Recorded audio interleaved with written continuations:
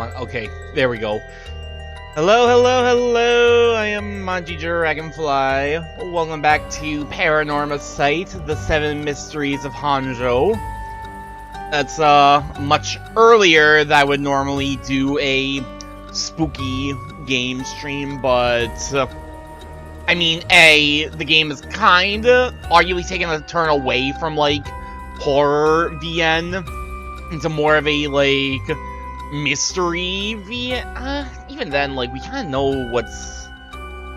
I don't know, I would say we're kind of out of, like, the horror realm right now. I say before we're probably gonna be going back to the nighttime at some point, but it doesn't help that I was gonna do this last night, but laptop was, unfortunately, I got home much later than I normally would on a, well, okay, to be more exact, normally I get to, like, the streaming location, like, well before I have to work.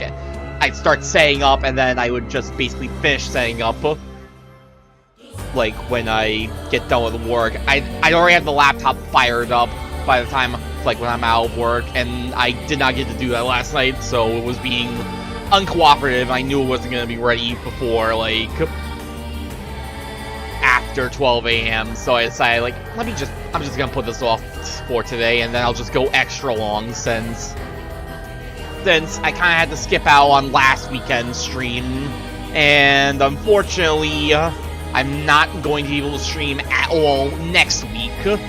I'm not going to be able to make it to this location next week, so I figured, why not just get in a much longer than normal PARANORMASIGHT stream today, while we're still arguably out of, like, the horror, like, at least the nighttime setting.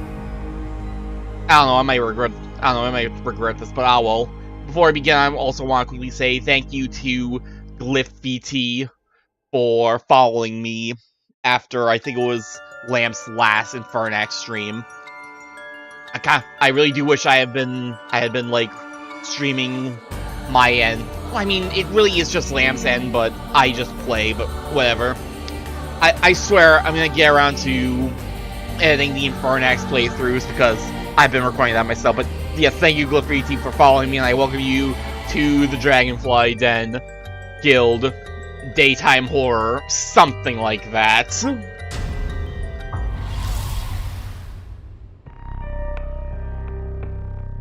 Like I said, we're pretty much out of the nighttime setting. We're out of the little curse-laden battlefield, into a more like police, like, mystery manhunt setting. So now our protagonists are actually meeting up with one another and have to actually work together to stop a much worse curse bearer.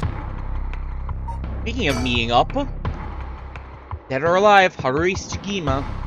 Haruhi and Richter visit Michio's home, having determined her to be a key player in the unresolved kidnapping case from a year before. As the complicated story begins to unravel, they encounter two men. Two very... At least one of them looks very much like a protagonist. Yoshirashi household.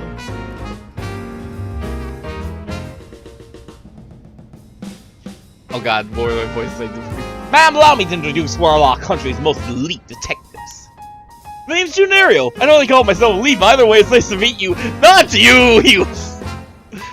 This here is civilian Chief Inspector Tsusumi. And yes, he's just as rough and tumble as he looks. Shut up, Ariel. Sometimes I really don't know if you're complimenting or putting me down. So you two are detectives. This is my client, Mrs. Haruhi Shijima. Her father's a big deal in the police himself, so remember to mind your manners. A bigwig named Shijima? Boss, you know this guy? Shit, I've heard the name, but you know I don't keep track of who's who in the upper echelons. There's no need to worry. I am my own person, after all. My father has nothing to do with any of this. Oh, did you hear that, boss? Looks like you're getting off easy again this time. Don't make it sound like I'm involved in some shady business. It ain't like that. Stop making things worse, Ariel! You rookie! You greenhorn!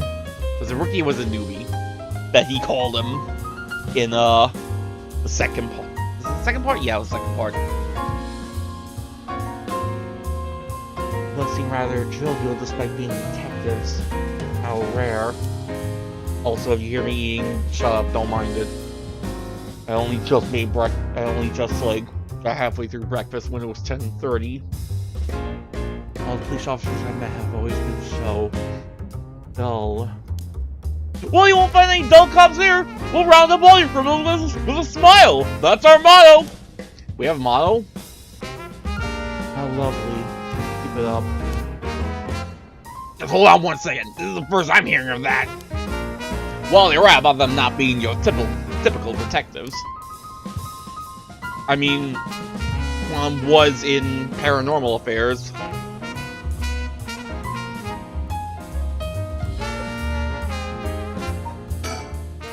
These detectives are here because of the recent string of strange deaths.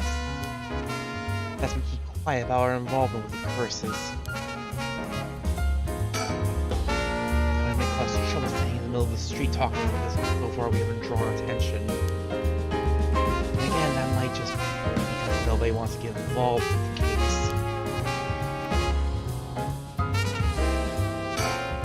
Victor? Seems they were acquainted, but also they haven't talked in a long time. I guess knowing how to deal with cops is also part of an investigator's job. Not quite. Two of us used to be comrades is all. Comrades? That's right! Ricky used to be part of the police force himself! He quit a few years ago to go solo. Is that so? You should give it a try, Ario. There's more freedom in working as a private investigator. I can't say much for the quality of life, though. It's been 2 years, right? I hadn't heard of you since you quit. I didn't think your business would last, but here you are. Huh, duck face. Is making a stupid duck face just a thing that police officers do? You sure you don't want to return to the force? We take you back with open arms! What, to sit on my ass and watch the birds fly? I'll take a pass. I don't belong in that world. What about the mockingbirds? Don't tempt me, boy. Come on, Richter, we need your talent. The public needs you. Nah, you don't. This is my calling. The police will manage just fine without me. I'll keep on tying up all your loose ends. Them little birdies you abandoned. Ouch! Ouch! Still sick. Can't believe you were actually part of the police force once. There's a story behind everything, ma'am. I don't regret my time on the force. I wouldn't have the connections I have today without it. I suppose that's one way of looking at it. Hey, it's not a failed career opportunity. It's connection making.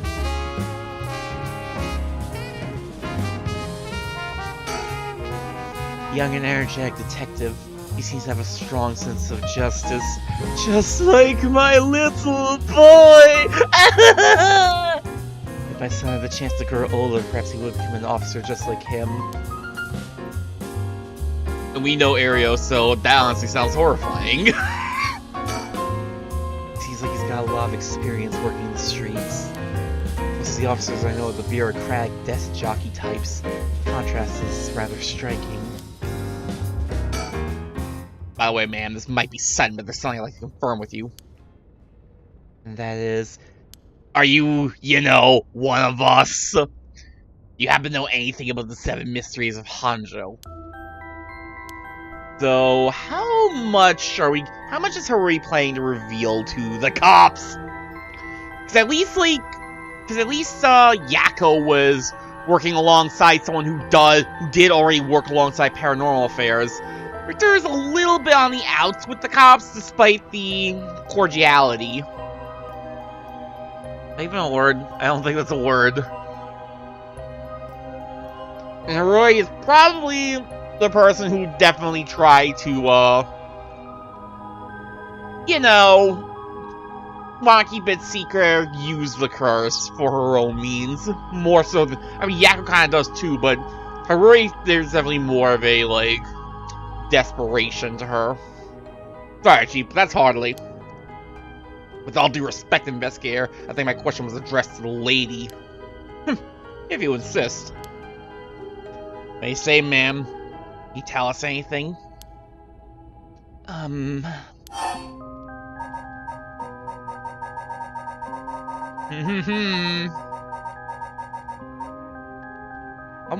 far is he gonna zoom in on them and her?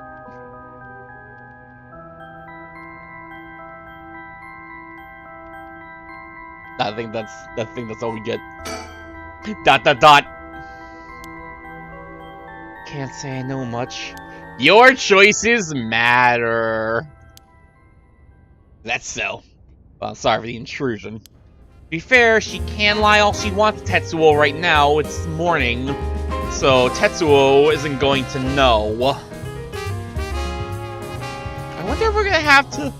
You know the thing I'm worried about? The thing I was worried about back when we were, like, playing with the other three in the middle of the night. I was afraid that we were going to run into Shogo or Yoko with the Whispering Canal. And I was afraid, like, we were gonna have to try, like, direct the characters to, like, not, you know, beat feet and, like, run away from the person who will kill you if you try to run away. Which is honestly kind of a scary thought, because that's the one thing you think you should do if you run into someone who might kill you. Just run away. Nah, that's the worst thing you can do in that case. But we're definitely we're not gonna have to worry about Shogo. I'm still thinking that, like, we're gonna run into Yoko, but now I'm wondering,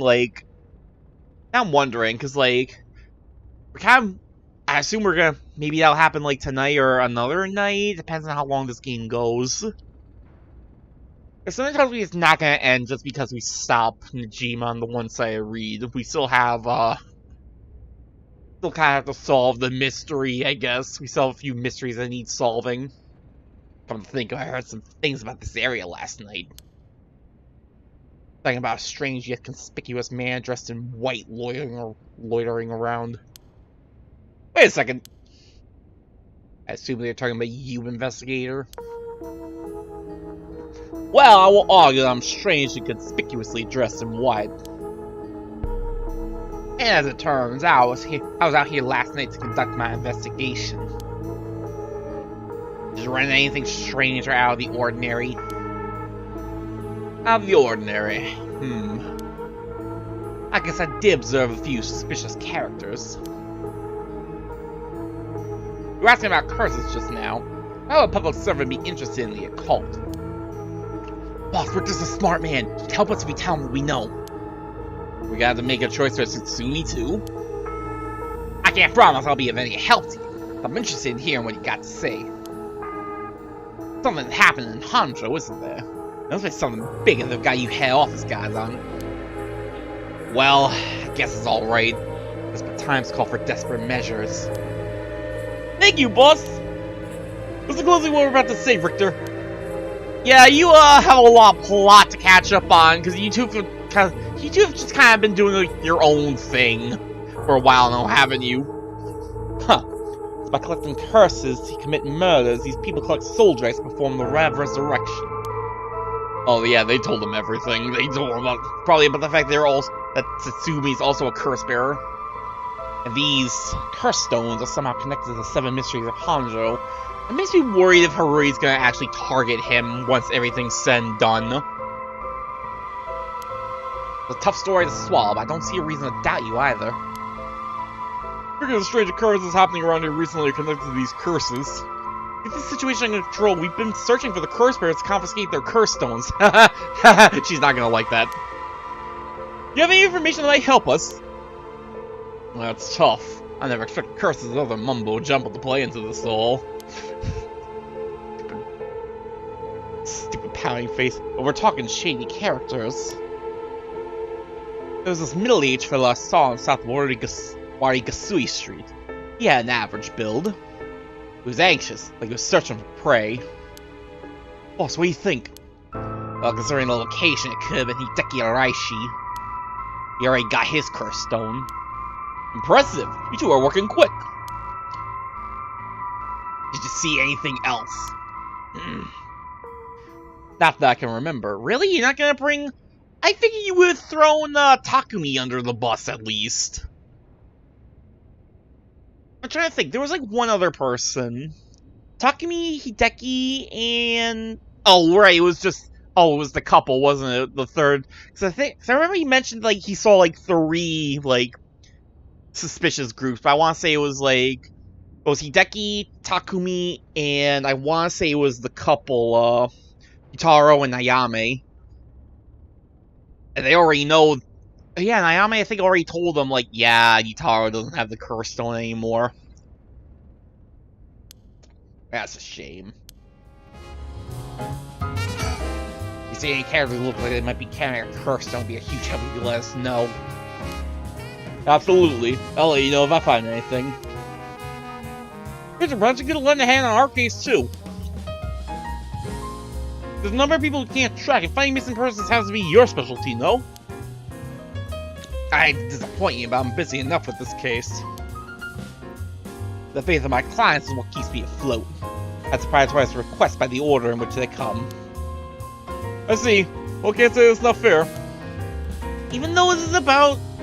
Even though we're literally hunting for a dude who does have a curse stone, like... I would think it'd be, like... At least in their best interest to mention it. We need a private investigator for anyway. Cops should have plenty of bright books to throw at the job. True, but this isn't an ordinary case we're dealing with here.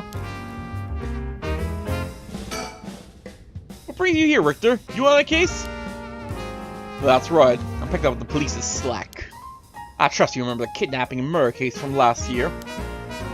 Oh, I remember now! You're that Horashijima from the kidnapping case! Huh? Did I miss something? Don't be an idiot! It was the case where Minasato Shikima's grandson was kidnapped!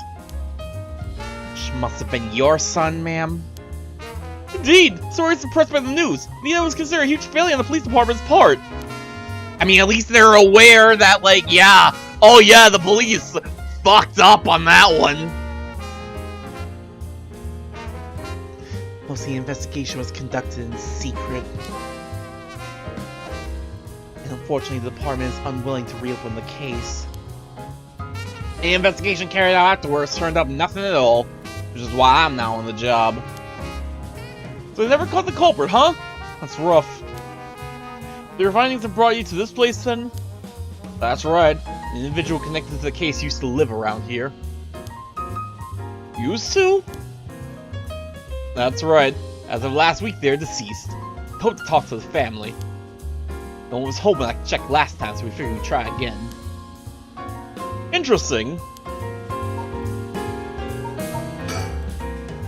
Victor's amazing. These folks have so much information we didn't know about the curse bearers from them. No one could cooperate with them when we're trying to get our hands on the right ourselves. Yeah, no, she's not. She's gonna be a little less, like, helpful in this whole situation. Or at least less, like, forthcoming. She might be fine on, like, trying to hunt down what Najima, but, at least, the problem is, like, even if she does wait for, like, the curse to be active again, who's to say she can even get hers off before Najima gets his off? Because it really does, it definitely sounds like Najima's got a particularly strong curse. And as easy as it is to mock Utaro for claiming the same thing, really his curse should have been foolproof, since it's the most, like, on-command curse.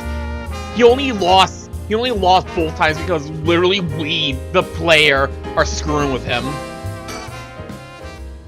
Huh. By the way, that reminds me, Richter. Yes? Who's the person who used to live here who died last week? You wouldn't be referring to Michio Shiraishi by any chance? You knew? I thought so. Feels like we're here for the same reason then. Seriously? She was involved with curses and magic? Strictly speaking, the curse part isn't our concern. We're looking into Yoshimi's case. Yoshimi? Oh, right, Hajime Yoshimi's. That's right, he died on the job. I'm sure you've heard of it? I heard. It was the most unfortunate loss. There's a connection between Hajime Yoshimi, the juvenile division, and Michio. Well, hold on. Let's focus on Michio for a second. You think she has something to do with the kidnapping? Talk about unforeseen developments. Exchanging information should prove mutually beneficial. I'll tell you what I know, but in turn I want the full scoop on your findings concerning Michio. Sure, to tell you the truth. What? You believe Michio's ghost is the one who killed Mr. Jonouchi? So it wasn't just mumbling nonsense? That's a new one! Hold up, that's a new one! I mean, we haven't fully confirmed anything yet. The testimonies we've heard and the evidence we found point in that direction. Testimony? You mean from those, psychic high schoolers? Then they also say there was a chance Michio hadn't killed herself. Wait, if that's all true, then... Did you figure something out? Kankichiro, why? What? Huh? Kankichiro, why? He'll be the next victim! We have to open the door to Shiraishi's house! We need to look inside! Hey, what's going into you? Boss? Sure, the landlord give us the key, we asked. Who is... Sorry, it's been a while. Who was... Oh, the father! The Yakuza piece of shit. Screw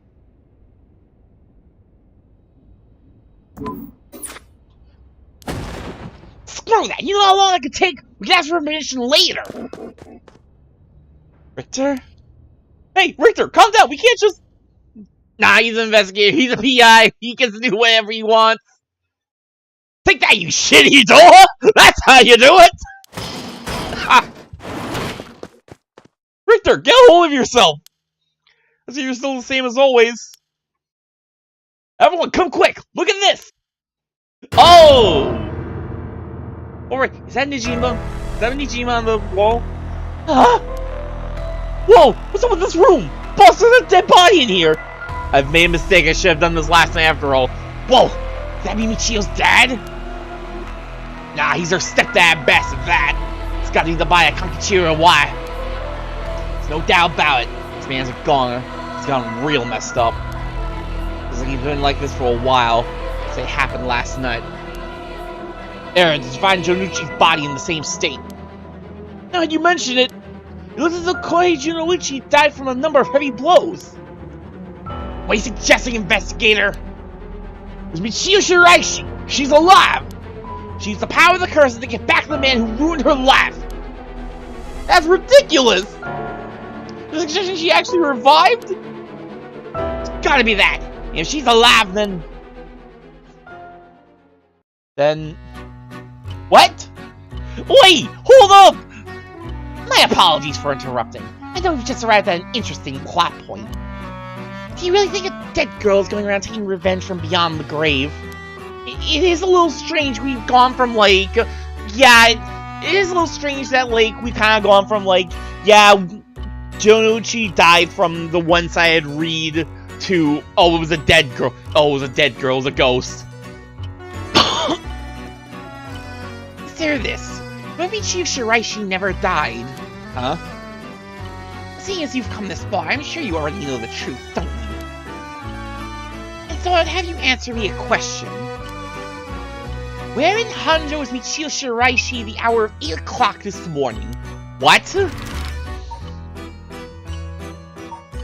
What?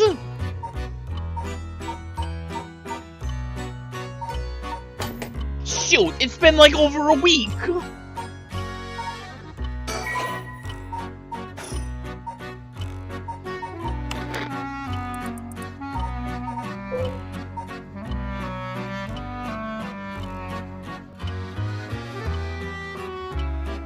Still, if she's not actually dead, then what did they find? That was...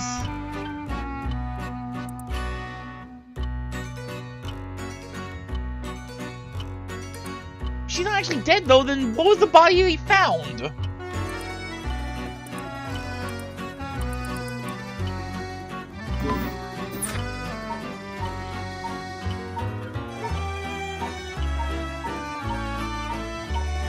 It's been over a week. I don't remember any clues we might have gotten about all this, so,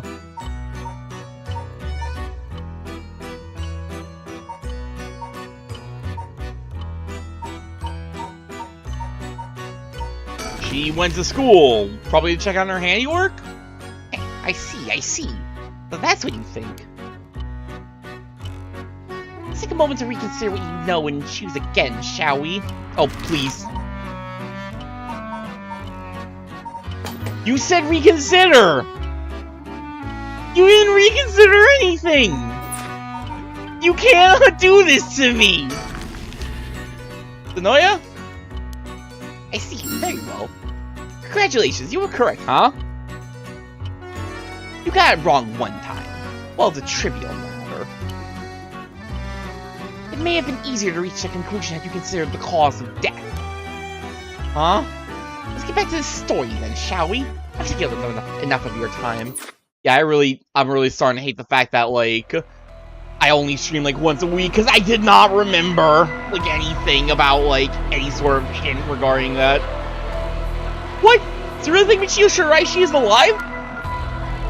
Let's take it through and it all becomes obvious. Tracks, but... You really think that girl could have managed all of this? First of all, Ariel, go report this to HQ. Understood! I'll get on the railway!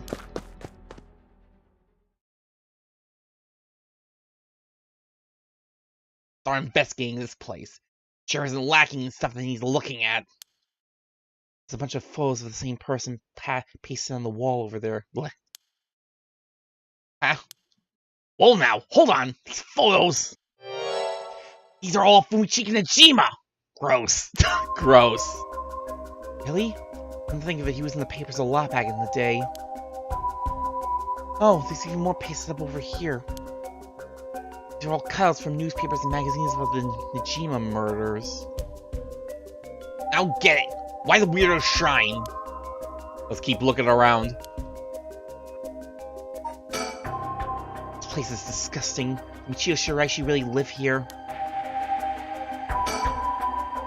Well, point to look at, but I can't help but wonder what in the world this is. Magic runes. They're used in Western black magic rituals. Most of the time they use as imitations, though. I won't get too excited about it. Oh ma, who knew the chief inspector was such an expert in the occult? So we haven't actually mentioned, I guess that makes sense. He was like hesitant to even tell Ariel about it because he was like, I really should not be doing this. I just chanced upon the information. The girl with the spirits, as we mentioned, she's pretty informed of the subject. Someone's attempting to perform Western black magic in this place. Pretty absurd, if you ask me. Of course, the person in question was dead serious about it all. Western black magic. While magic is often classed as a branch of mysticism or may variously refer to the likes of witchcraft or astrology, they refer specifically to Western black magic. In the Middle Ages, the line between science and magic was blurred, with the pursuit of the supernatural considered a legitimate academic discipline. Astrology was regarded akin to astronomy, while alchemy was accepted as scientific fact and would eventually evolve into what is known today as chemistry. One discipline, however, was considered wicked and shunned accordingly: black magic, the practice of using magical knowledge to strike a bargain with demons. In contrast to the socially acceptable subjects studied by the intelligentsia? What? That's an... Intelligentsia, I guess? I don't know. Black magic was most prolific among the lower classes. It was the common people who suffered most from the ills of the day: war, famine, and sickness, which perhaps led them to seek aid from unholy powers. As heresy, these rituals and spells were nowhere to be found in orthodox modes of teaching, but instead were recorded in tomes of dubious credibility. I guess thinking on it... Michio... Yeah, that was when, like, we met back... That was when, like, Yako met back up with... What's-her-face?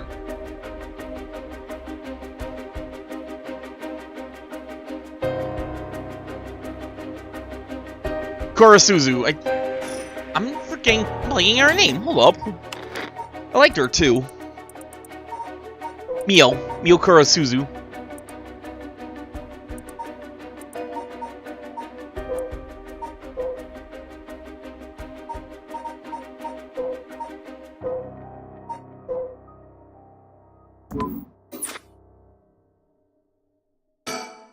Just keep looking at the floor here. Looks like the things spread around here have been like this for a while now. This ritual or whatever was something he attempted up to recently. Plenty of the neighbors mentioned having heard strange mantra-like noises coming from here during the night. Thinking why was the one chanting? Hard to say, could be one of the Sylvierchiis as well. If we look through these books in the back, we might learn whatever it is they were trying to do. Decorations? There are candles and stones with inscriptions placed all over. Are these tools for some ritual? Hey, don't touch anything, you hear? Ah, that's right. Considering this is a murder scene, we'll have to leave everything as it is. All this can be used as evidence. All this can be used as evidence. If anyone besides forensics toys with it, it'll cause trouble down the road. Things that, cop shows will not tell you. Hey, we really shouldn't be touching it until forensics gets here. There are old books scattered everywhere. Wonder what they're about. Many of them are written in a foreign language. It'll be a pain to look through all of these. Let's save them for later and continue to look around. I don't feel like looking through all these old books. Let's just look at the other stuff for now. It'll be a pain to look through all of these. Let's save them for later and continue to look around. God. Fine. Drawer? This drawer is really old. Chief Inspector, do you mind if I look inside? Huh? I mean, in normal cases, only the police would be allowed to touch things, right? Right. Arrow's in here, so let me take a look at it. Just clothes in here. Not much variety either. Can't say they were big spenders. Well, I was hoping to find a kind of talisman in here, but I guess we're not so lucky. I see. Thank you anyway. Oh yeah, we're supposed to... Oh yeah, they're also supposed to be looking for a talisman that, Hajime, like, handed off to... the delinquent girl, right? Tomi Akuda. Look out the window. The window wouldn't storm shutter closed. No light gets in here at all. It's pitch black. The neighbors mentioned they started to keep the house shut like this not long ago. There's even pictures in the sliding door? The sliding door leads to the kitchen. It barely fits the frame. Place is disgusting. Yeah, okay. Still just hung up on, like, how filthy the whole place is. There's nothing around to confirm his identity, but by the looks of him, I'd say he's kind of Kichiro or why. Seen him before? I hear he had a criminal record, so I assume he wouldn't have held a respectable occupation. Is this what curse does to a person? Bam, it'd be better not to look so closely. It's amazing. Roy, don't talk like that. Not in front of the police officer. Not in front of the other protagonists. Cruel is what it is. Really had to look at it again just to get Richter to be like, no, no girl, we can't think like that. Look at these. Pictures of Fumachika and Najima cut out from newspapers and magazines. Whoever put these up was obsessed. Wonder what their intent was. Think the Sylvierchiis are somehow connected to Najima's case? Perhaps they did this just to not forget a grudge or something? It's crazy to think Najima might be involved in all this too. You think he might have anything to do with the body here? Maybe. I mean, he's already out on parole. He's a curse bearer with a curse stone now. He announced that from sundown today he's gonna be black. He announced that from sundown today he'll be going on a killing spree. Oh dear. There's an emergency search underway as we speak. No one's yet managed to get a hold of the bastard. But he hasn't changed his ways. That doesn't bode well. To tell you the truth, the lady here isn't completely unconnected from the Najima murders either. You don't say. That's right. We talked about it last night. 20 years ago, I found the hands to meet a river that brought the incident to light. You don't say! You were the kid from back then! You were really brave. You did a great deed. Are you the detective I spoke with? I had no idea. You two have met before. Fancy that. I've been worried that Fumachika and Najima might bear resentment towards you, ma'am. You might be right. Unfortunately, that asshole's quite the resentful type. Oh dear. That asshole who put the idea into his head. Now he's got the one-sided read, too. He's threatening to massacre the people of Honjo at sundown. Seriously? On top of that, he's been itching to get revenge on me as well. All things, the man's gone threatened to kill my daughter. Damn, that's quite the threat. Certainly can't afford to stay put here. Fucker wants to get us all antsy. Finally to arresting you, he'll be with a cool head. Not gonna give him the pleasure, huh? Me considering the man, considering that Tetsuo actually did be like, how about I just kill myself now? Because fuck you. Yeah.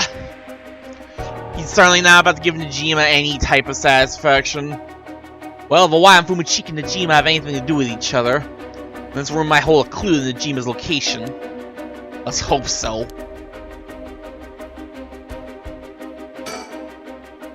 The person who pulled all these photos up must have been obsessed with Najima. He might have had some relation to Najima's victims, or perhaps it was the opposite. The opposite? Well, it wasn't loathing, but aberration. But then... that's a scary thought. Same man in every picture. Is that Fumichiki and Najima? Wow, that is quite the spectacle. I don't think I'll ever manage to erase this from my mind. He does look like an incel. Don't worry, Richter, you're quite the spectacle yourself. Imagine comparing Richter to Najima in any respect. That must be the most insulting thing. You mean to compare me with the likes of a bizarre criminal? These aren't just cut from publications. They even snapped a number of shots of their own. There's hand-taken photos in here too? This is Najima from like 20 years ago, right? This would be from like 20 years ago, right? Because that was when he got caught. So like, this would be like in like the 60s, was it? They must have admired him. That's why they've collected so many pictures. Whatever the case is, certainly they were obsessed.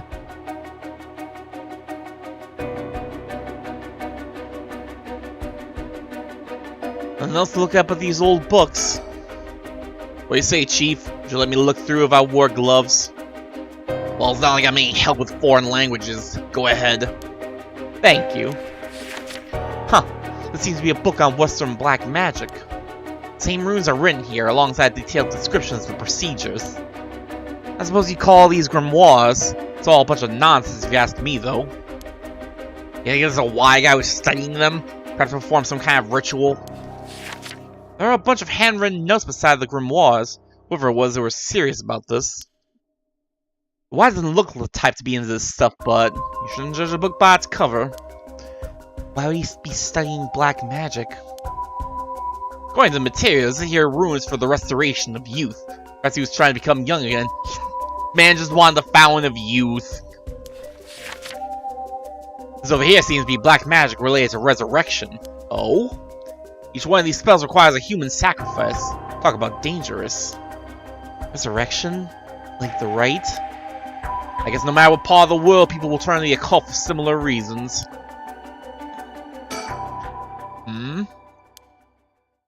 What is it? This looks like a journal. Probably a wise. Journal? His writing is surprisingly thorough. It's almost as if he was writing a report for someone. I feel like... Oh wow, now this is something. What is it? What did he write? This is quite the find. Let me give you a summary. So this Kakachiro Wa fellow, he's been searching for a spell to restore youth for years. He was into black magic from the start. He believed if he could learn to successfully perform the spell, he could then use it to earn a fortune. To tell you the truth, it seems he was already getting funded after he acquired this grimoire. You don't say. This is starting to sound kind of familiar. But first, let's find out how he got his hands on this grimoire. It seems that Najima told him where he could be It seems that Najima told him where he could obtain the book when they were both in prison. What? That's nearly too much of a coincidence. Likely not coincidence. It seems like Awa took an interest in Najima murders after it made the news. He admired him rather passionately. You might even say he worshipped the man. Worship? Najima of all people? People have no standards. There was a time when students were itching to rebel, and we did something to shake the world was bound to gather admirers. Ugh. That just gives me big, who was it, Charles Manson vibes? It was Charles Manson, right? That was like the serial killer. And then people decided, oh, you know, we should make like documentaries and make him hot. Ugh. Let me just quickly check my homework on that one.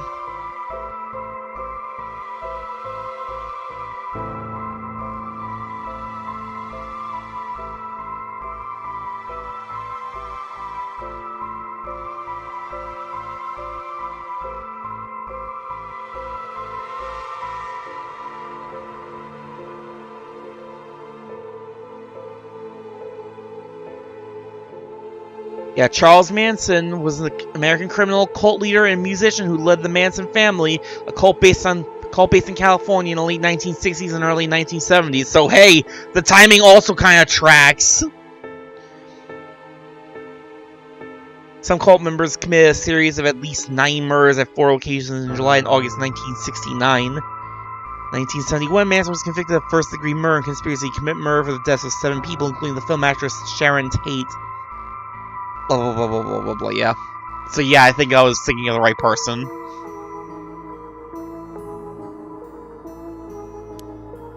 Why I've been collecting these photos ever since that time. He just so happened to land in prison at the same time as Najima. He made sure to get in contact. This is a lot. I mean, even having it all laid out like this. The thought of Najima being involved with these grimoires is staggering. I don't think we ever had anything pointing to that. What's the connection? To be honest, it's a shock to me too. For years we've been scratching our heads over the motives behind the Najima murders. Yup, it's been mystery to us all from the very start. Whoa now, wait just 1 minute! Do you think... No way! Are you saying... That's right. The murders might have been for a ritual. He was attempting to perform black magic. Instructions written down for the sacrificial offering match up exactly with the act carried out by Najima. You've gotta be kidding me!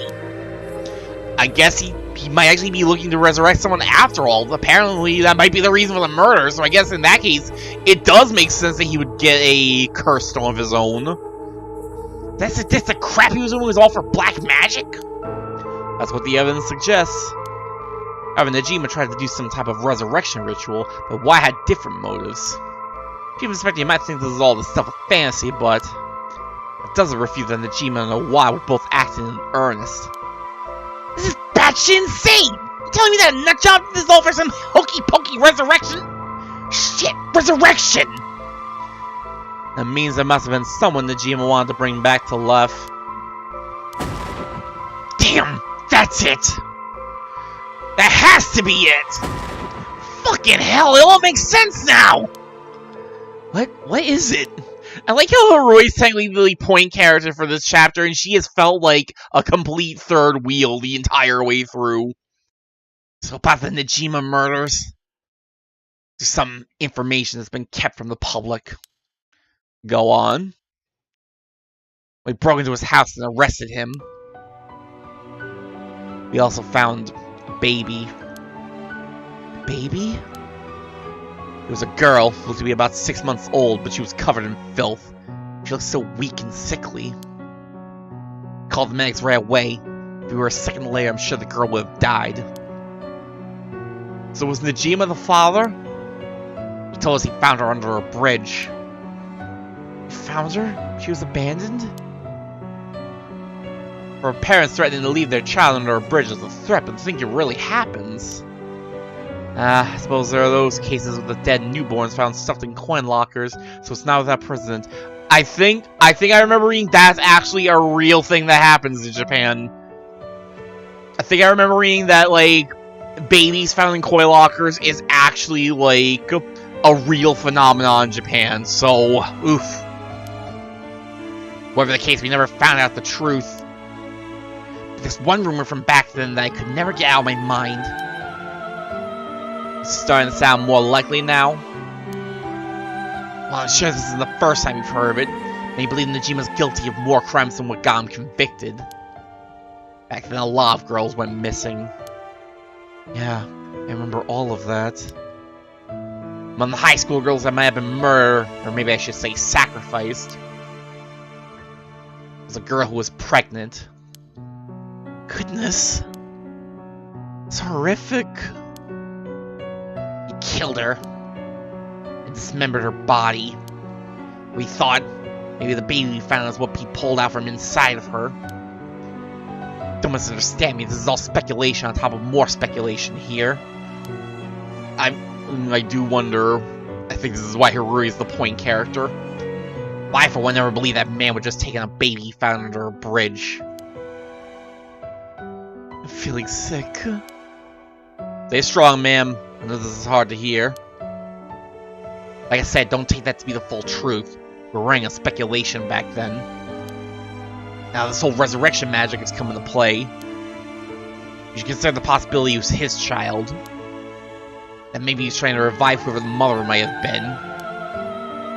It's just a theory. My life would be a tad easier if it were true.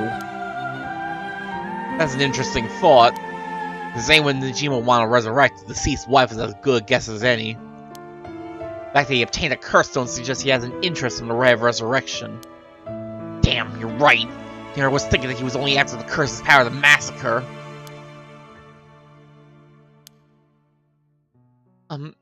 Chief Inspector? Yeah? What happened to the child? Without birth registration on file, best we do was find the girl some suitable foster parents. It was decided to keep the circumstances secret for the sake of the child's future. Oh, I'm glad she was taken care of. Adopted child.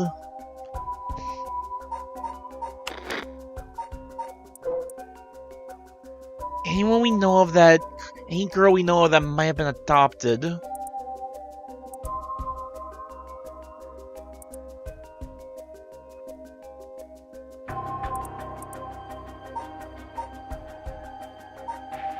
That would be about 20 years ago, so you can probably, like...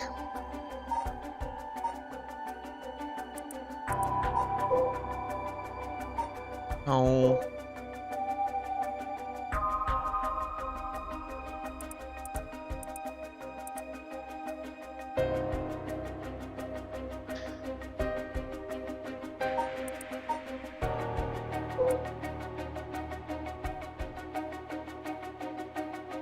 No, wait, that was about 20-ish years ago, so it probably wouldn't be a high school girl.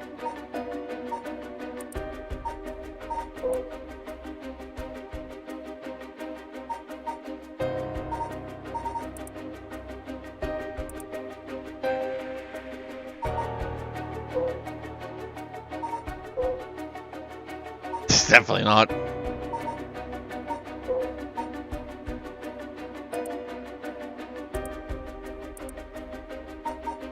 Still need to find Ayame. I'm like 90% certain that she's Tetsuo's daughter. Need to find her now. And yeah, no, I don't know.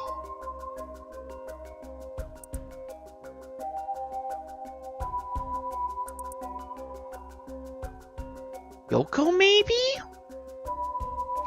She might line up age-wise.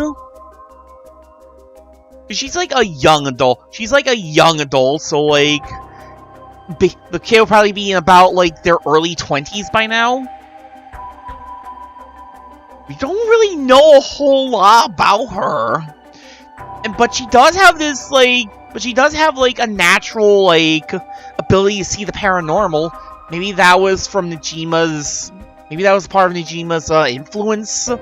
Since... if the man was delving into the occult stuff... Don't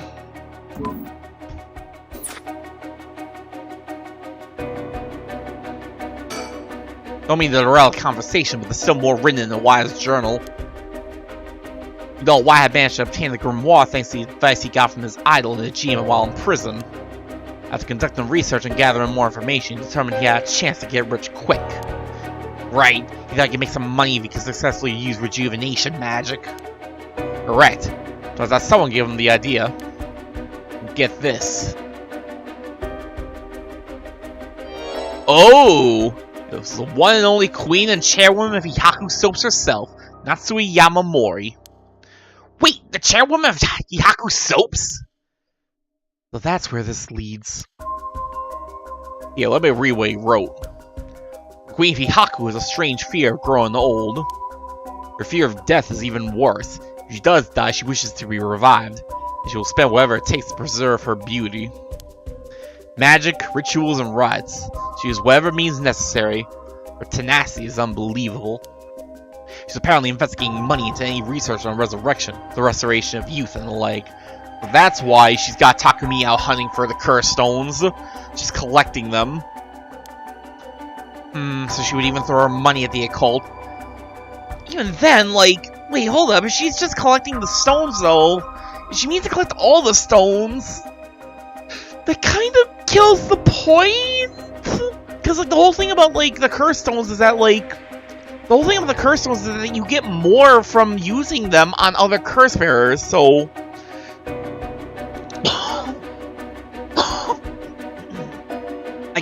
I guess the thing she could do is that she could pass off the curse stones to other, you know, less useful employees, and give Takumi or whoever like the one best suited for murder.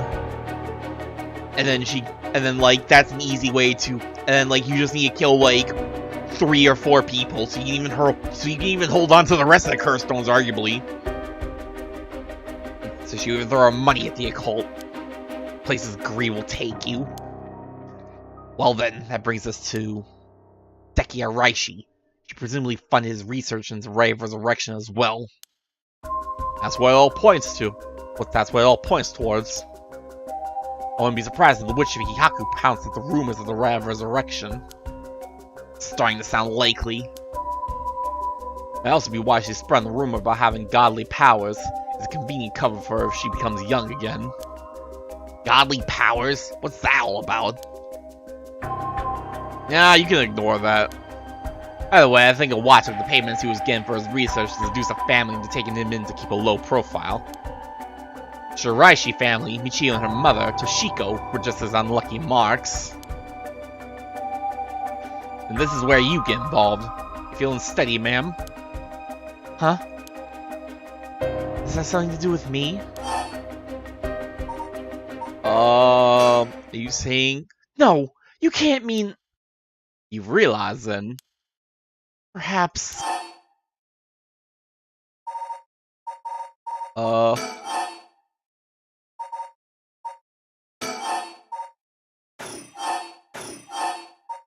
Hold up.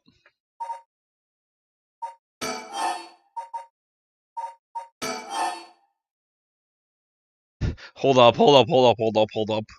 I need to write these down and give this a little think.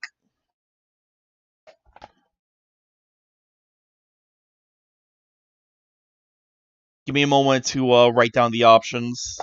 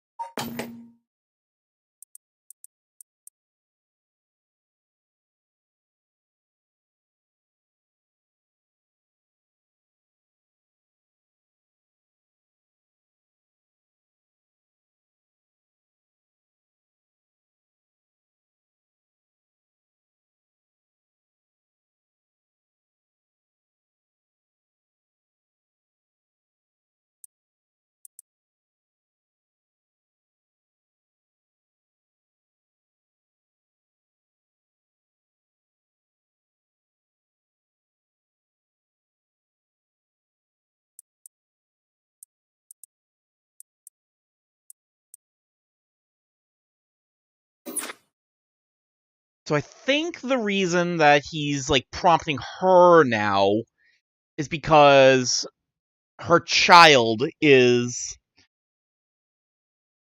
So I want to say the last two is living sacrifice and was a child.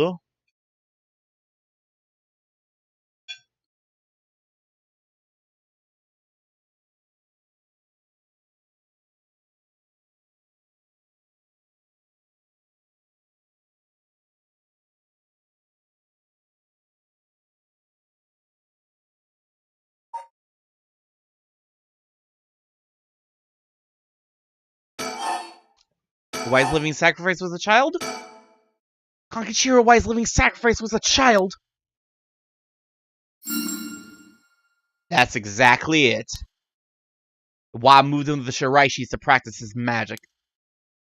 He needed a sacrifice to perform his youth restoration spell, but that meant extracting the life force from someone young. Oh no!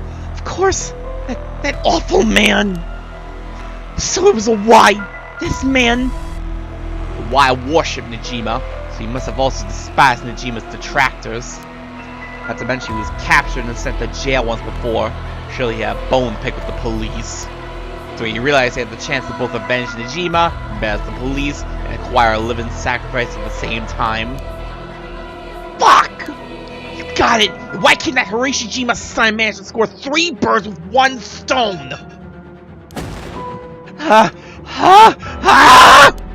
You're telling me then that horrid man, he never had the intention of returning my child?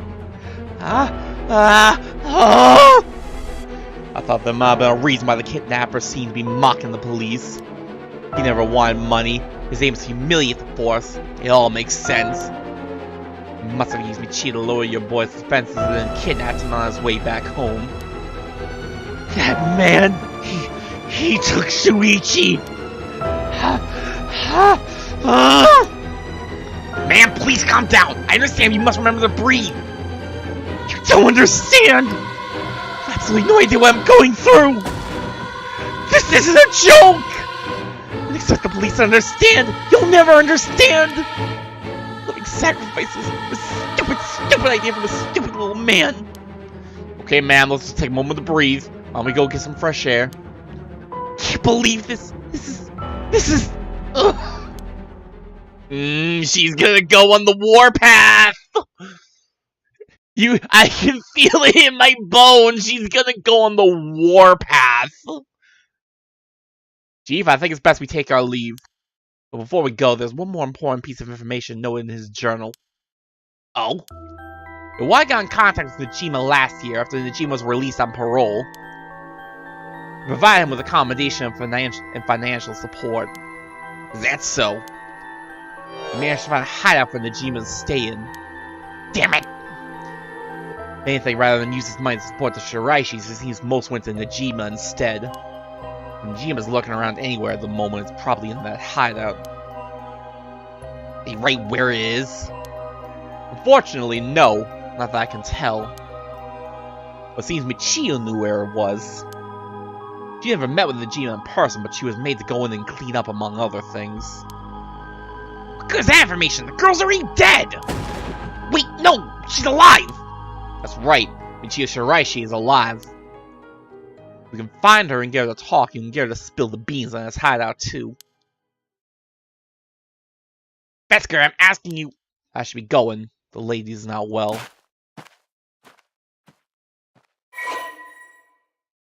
Persons of interest updated. Shirawai. I'm-in-law husband of Michio Shiraishi's mother, Toshiko Shiraishi. Michio started coming... I think we already... His deceased body was discovered at the Shiraishi home. Kakichiro once made a living by placing advertisements in magazines to sell phony magic items and good luck charms. He held a nostalgic yearning for the post-war era when things and people were simple and has nothing but negative things to say about the rapidly developing, ostentatious world of late.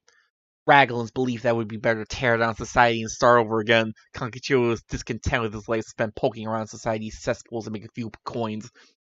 Wow, I can't believe this dude who's dressed in purple like the Joker is just like, society!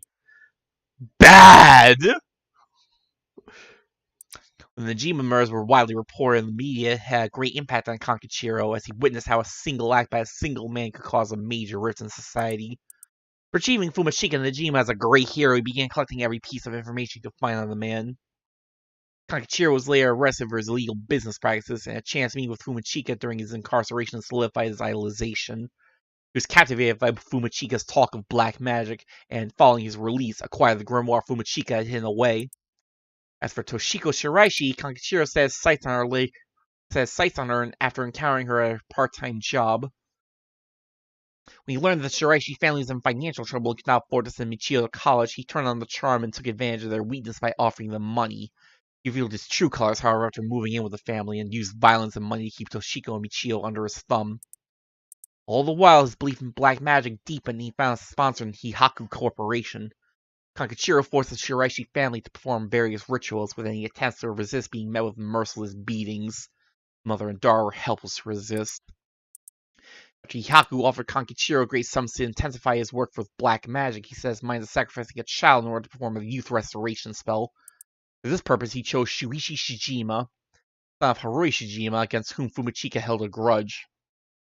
He attempted to enlist Michio so as not to alarm the boy, and when she resisted, beat her mother 20 times. Jesus! Michio's assistants, Kankachiro, kidnapped Shuichi and locked him up in the Shiraishi house, and told the young and courageous boy that he killed Michio if he tries to run. While his actions were motivated by a personal grudge against the police, it was first and foremost an attempt to create societal uproar and break down public order. But Kankachiro painted the crime as a regular kidnapping, demanding a ransom from the family. Or because of an embargo on the press, the kidnapping did not cause a public outcry akin to that of the Najima murders. Infuriated, Kankachiro had Toshiko perform the sacrifice ritual by threatening to kill Michio if she refused. Toshiko killed Shuichi in his sleep, but the spell failed, for which Kankachiro blamed her. Warning Michio to keep silent about the murder and avoid incriminating her mother, Kankachiro dumped the boy's body in a nearby river. A tiny corpse was found a week later in the Sumida River after flowing through several canals in Honjo. Having drifted for days in the polluted waters, little evidence remained. Although Kankachiro performed no further sacrifices, his devotion to black magic only increased. Toshiko and Michio spent their days consumed by guilt, forced to continue serving Kankachiro until the day they died. Whew! That's a lot to take in.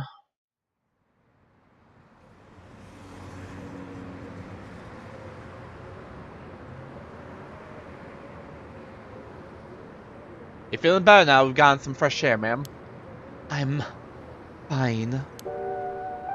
Suddenly finding out who the kidnapper was really made me lose my wits. Managed to solve the kidnapping case by pure luck here. You're right. Richter. I feel grateful towards Michio.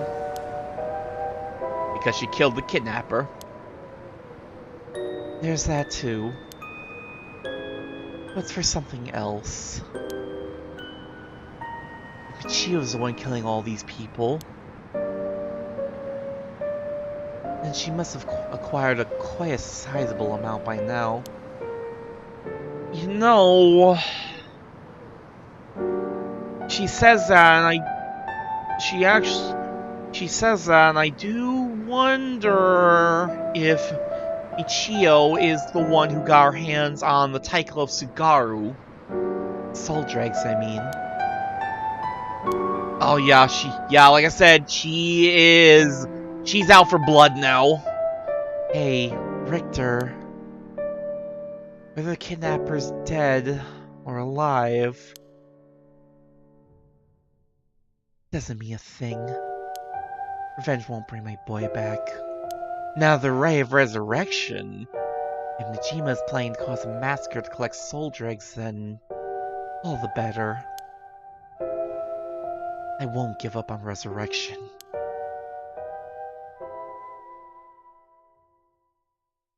So, counting on you.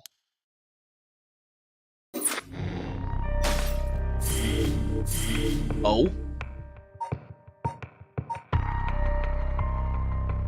You can actually go back, follow up on Tetsuo's side.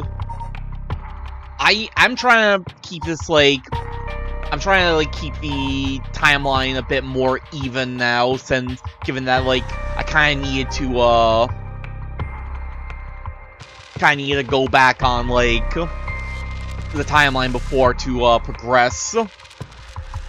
Which was really, like, only, like, a couple hours ago. So, we're gonna be... Oop, what in the world? So, we're actually gonna be following up on Yako's side, since... this is the earliest. Seimon, Yako Sakazaki. The Ray of Resurrection is the inception of this whole affair. Yako and Mio decide to confront the man responsible for spreading rumors of it in the first place, Hideki Araishi. They find him at his freaking stomping grounds, the Kurikikyo Cafe. Hey, Shinhira, I thought all that stuff about Michio being alive was, like, and her ghost going around killing people was just, like, a red herring to cover up for,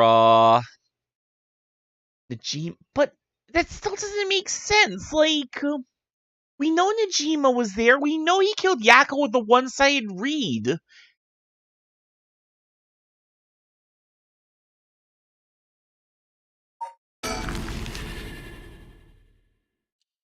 12 p.m.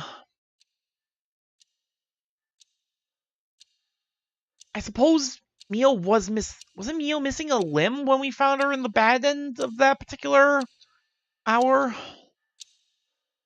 Maybe I've been thinking about it wrong. Maybe it really was just that, like, Mio and Yako got by the one-sided read, but Jonichi and everyone else, so Jonichi and, Jonichi really did get got with... It probably was the Taiko Sugaru, because it seems to be more of a, like, beating. I don't know. We'll find out more. I might also be getting my information mixed up, because, again, I do unfortunately take, like, week... Actually, it was even longer than a week. It was, like, a week and a half since the last time I played this, so... You know, normally you'd be breaking school rules just by stepping foot in a cafe. I'll be in hot water if you lie about having permission from police. Remember that. No, it'll be okay. So, would you want to ask me?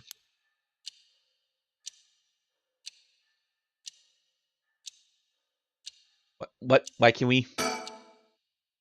Cafe! I've never been to one before. How exciting! What is that on the wall there? It's pretty smelly inside because of the cigarette smoke, but... Oh, okay.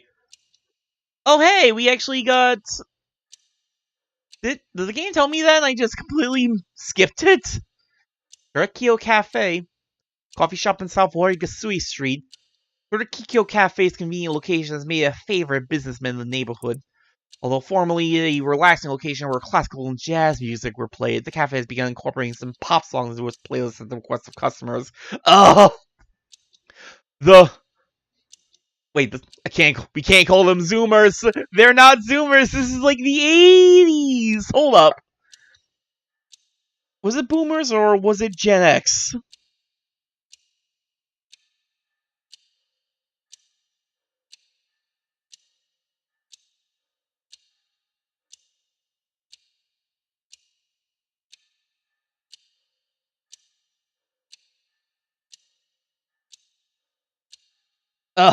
Those Gen Xers are like taking over the cafes. They're making them play pop instead of smooth jazz.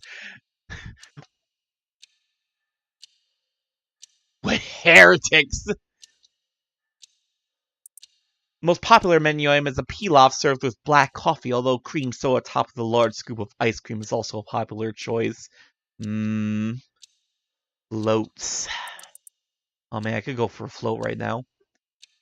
I don't drink soda anymore, though, so maybe one with like coffee or something. I don't know. Fashionable cafes featuring jazz and live performances were in vogue until the mid-Showa era, when the number of cafes offering a carefully brewed cup of coffee and a relaxed atmosphere began to increase. Many of those locations also have public telephones, making them convenient meeting places. However, they also developed a reputation as hangout spots for delinquents, leading a large number of schools to forbid their students from patronizing them. In recent years, table arcade games have become a big hit, avoiding cafes installing them a steady stream of customers. The Shigima kidnapping overview. Kidnapping and murder case that took place in Honjo, Sumida around 1 year ago. Arashijima's son, Shuichi, age 11, was kidnapped on his way home from school, with a ransom being demanded that same evening. In Initially, the kidnapping was thought of as a simple extortion scheme, but when it came to light that the Tsushima family is closely tied to the police, Shuichi was in fact the grandson of a senior official, it was quickly assumed that the perpetrator was acting upon a grudge against the police force. Kidnapping was treated as a direct attack against the good name of the police, and a large-scale investigation was launched. I think we read all this before.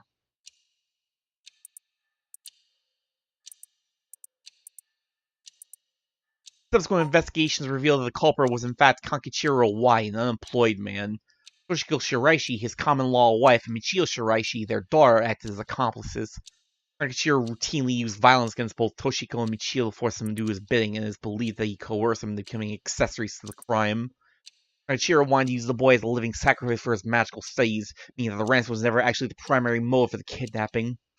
The reason for targeting the Tsujima's family's son was due to a personal grievance. Give me that, I saw that. Mockingbird number 8!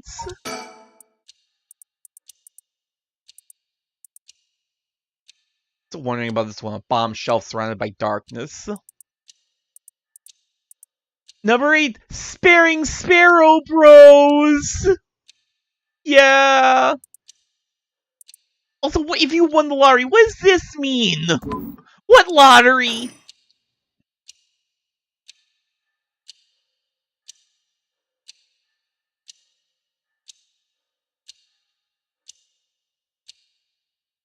Where's that ticking coming from? I don't see a clock anywhere. Wait, is that supposed to be a clock?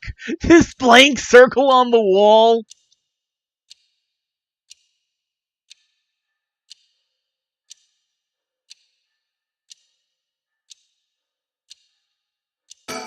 I don't think there's anything else to see. Yakko, if you would. Right, we wanted to ask you about this. Oh my, a curse stone. Comment mass, and that must mean the Fool's Procession. You two were at the school last night? Damn, there of all places. Yakko, you're one of them? You're a curse bearer. Please calm down, Mr. Araishi. Reaction is too intense, it's kind of scaring me. Sorry about that. I'm afraid I got ahead of myself. What does he want to know about your curse stone? What would be the best way to approach this?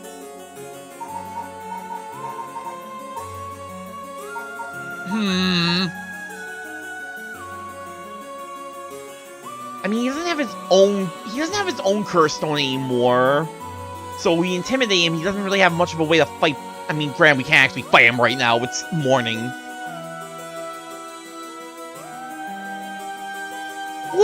I mean, really the best way would be to appeal to his desire to know more about the truth behind it, but I guess that's not an option, so flattery? It's just a brilliant teacher like you must know an awful lot about these curse stones.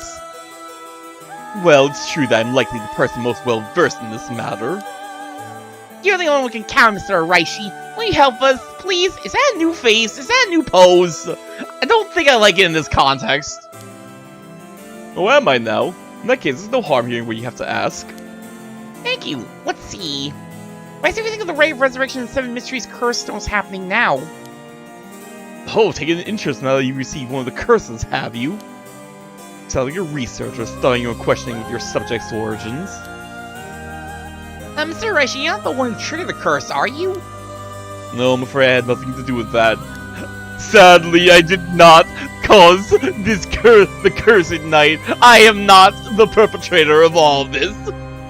Rather, I wasn't even attempting to do so in the first place. Wait! Completing the raid itself has nothing to do with my research. Do you know of the ancient Omyodo ritual known as the Feast of Shadows? What's that? Something from the occult? Of course, Susan, you're looking like the type to be interested in those things, but it's outside my field of expertise. In that case, why do you think the rain curses have appeared now? I believe this is the intentional work of someone. It's certainly not something that would happen by accident. Why is it you want to know? Well, you're not telling us anything else if we say that we're trying to stop the curse. We need to make something up. Right. Make something up. Your choices matter. Well, you see, we just have such intellectual curiosity and think it could really help your research. You sound so completely full of shit. I see. Now you mention it. Hold up, I need to think of a good comeback here. Give me a minute. Give me a minute. Feels like he's reluctant to answer. Then how about his research? Then what does that regular face you've been researching say about the Ray of Resurrection? Oh, I see. That's what you want to know. Let me first elucidate you regarding the author of the Record of Fates. Special privilege, I might add, since I have yet to publish this in a paper. Yeah, okay. Getting all the backstory on how this whole thing started, I guess. Or at least the motive behind all. The Record of Fates was written 200 years ago in the latter half of the Edo period. It was written by a skilled but little-known amyoji called Seiman Tsuchimikado. Seiman Tsuchimikado. This is important stuff. Nothing else, remember this. Seiman Tsuchimikado? Never heard of him. I'm sure you haven't. He was born into a famed amyoji family but split away to practice forbidden arts in secret. He used whatever name was most convenient for the situation, so his real name barely exists in record. His real name barely exists in records. Would Suigen Gamyo happen to be one of the fake names? Or so it is written in the Record of Fates. Huh. As brilliant as Seiman was, he was also an eccentric. He delved into researching the Ray of Resurrection, a legendary forbidden ritual that has never been completed. However, by involving himself with this forbidden ritual, he was expelled from his family and eventually found himself in Honjo in Edo. The Record of Fates are the writings of Seiman recorded in the road to... Hi, I know how to read, I swear. The Record of Fates are the writings of Seiman recorded on the road to Edo. I see. They wrote how to perform the ray itself. The Ray of Resurrection makes use of Abe no Seiman's specialty, the Taizan Fukun ritual, a means of communicating with the afterlife. Again, I can barely speak English, so if you expect me to get, like, all these, like, very Japanese words right, haha! We're both fools here. It uses soul drags to replicate the soul of a dead spirit that has been called. Oh wow, I never knew something like that existed. Thus, it is thought the only ones who can use it are those with the ability to turn human souls into soul drags in the first place. So the Ray of Resurrection calls for that ritual to be performed in advance. Then when the soul dregs are gathered and infused with the wish of whoever is performing the ritual, it can be completed. The contents written in the Record of Fates end there. There's no more? What about the second mysteries of the curse stones? There's nothing written about them in the Record of Fates. The curse stones are separate from the Ray of Resurrection. The curse is one used to enable one who is unable to perform such rituals to be able to use the rite. Huh. That's a little what Mio said, actually.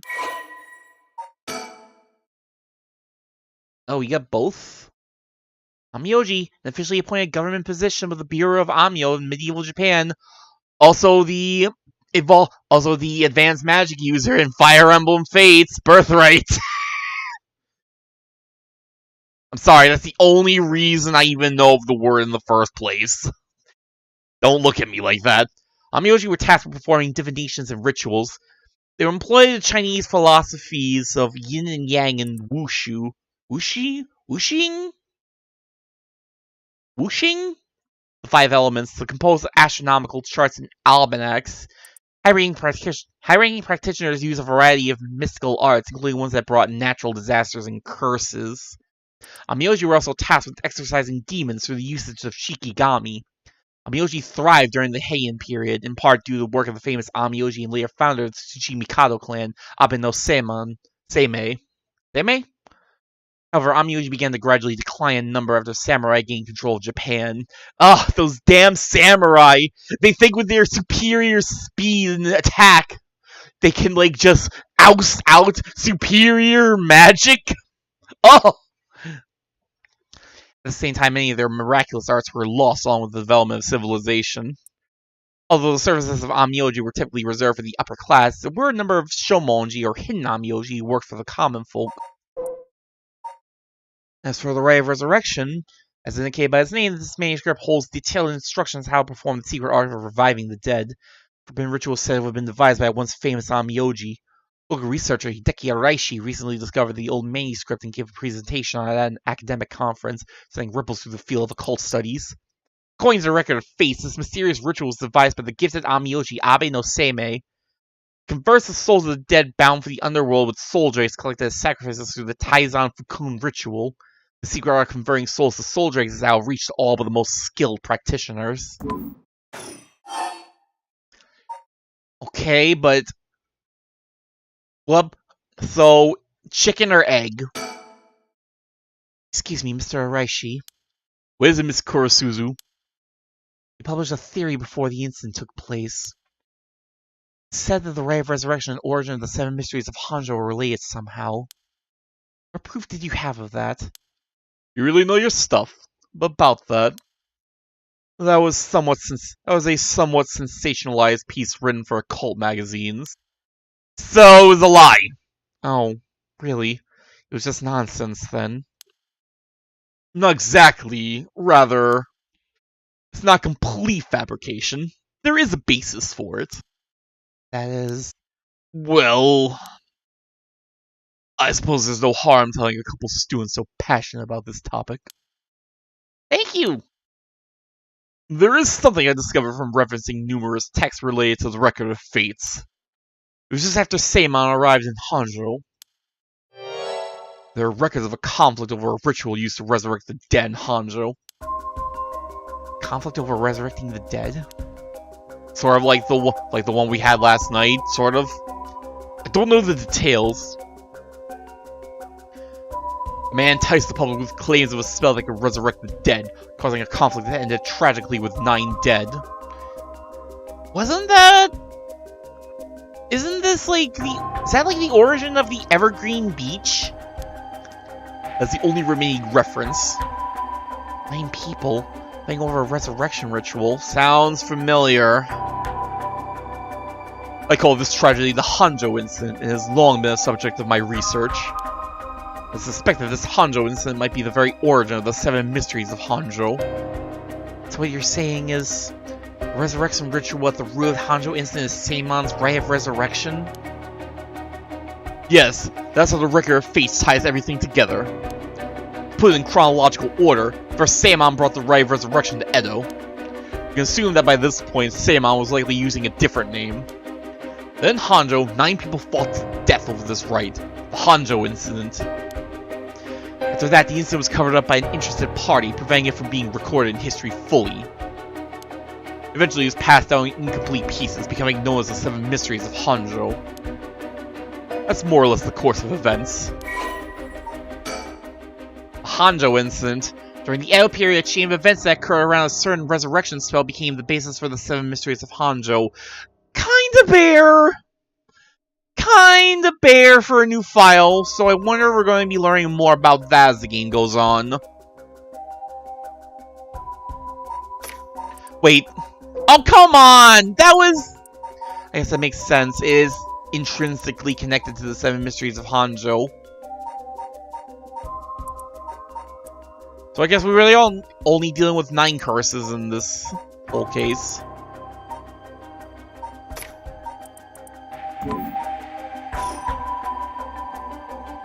That's how they're connected. If I'm getting this right, the 7 mysteries were basically required to gather the soul drakes necessary for the rite.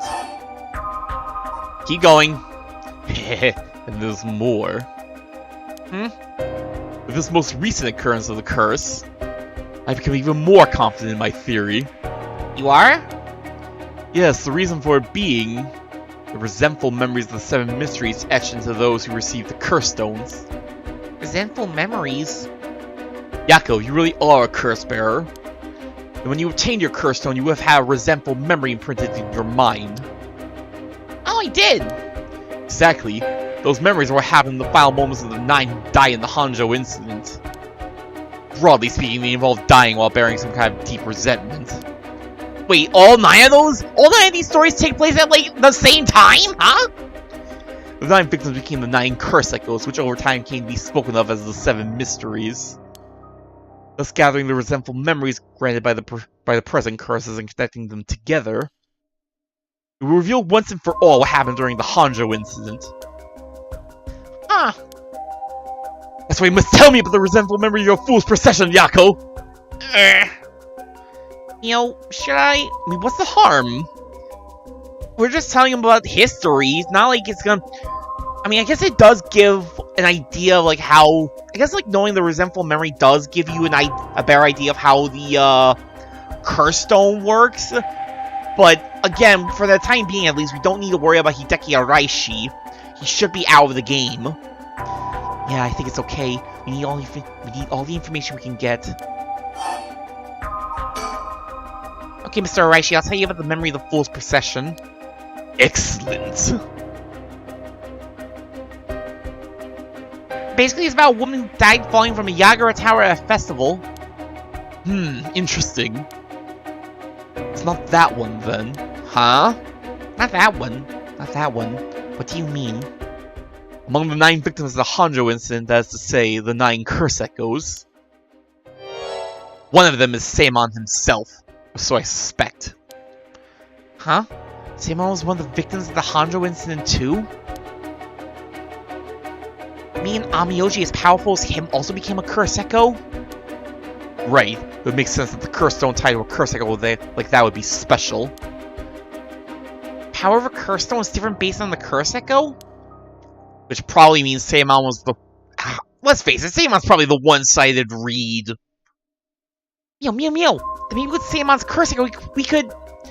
Yes, we may be able to settle this whole situation. Hey, what are you two whispering about? Yako, you better not be still playing on, like...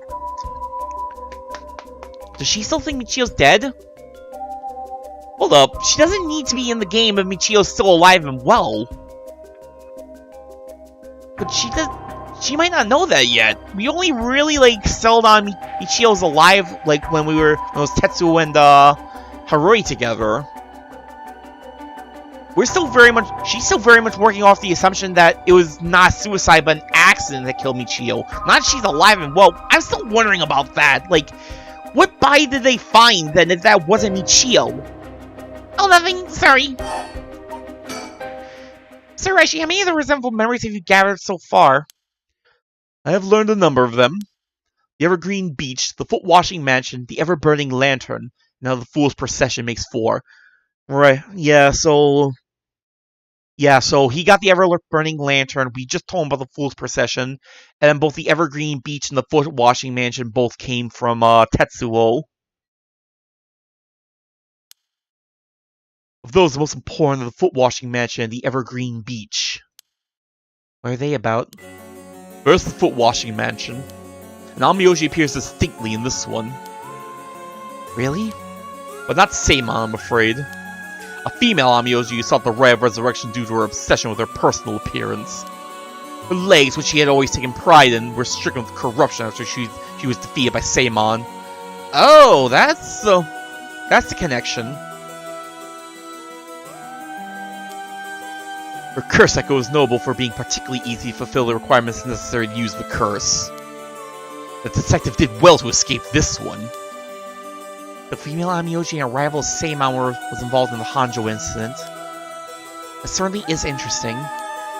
Next, the Evergreen Beach. This curse echo is from the craftsman of Netsuke carvings named Jinkichi, who was hanged for spreading baseless rumors. He apparently spoke of something that granted the ability to bring back the dead. The Ray of Resurrection. Precisely. This man Jinkichi must have been in contact with Seimon. I could just collect all the memories. Everything will be revealed, and the truth of the 7 mysteries will be mine. That's the knowledge I desire. You need to gather as much information as you can from the curse bearers. Precisely. I have an agreement to exchange information with those detectives. But they might not even find the other curse bearers, so I must take measures of my own. I don't like the sound of that.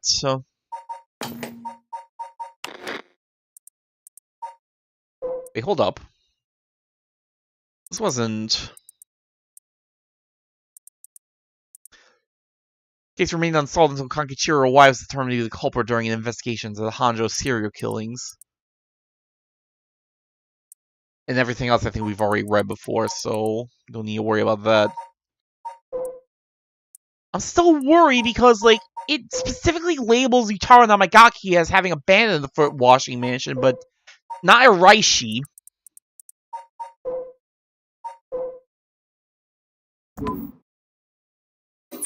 I do wonder. Another thing. Yes? Never really finished about what the trigger for all of this was. Well, I don't know. Really? You're not hiding something from us, are you? This grown-ass man is getting the pressure put on him by, what, an 18-year-old? Maybe? It has something to do with how you obtain the Record of Fates, right?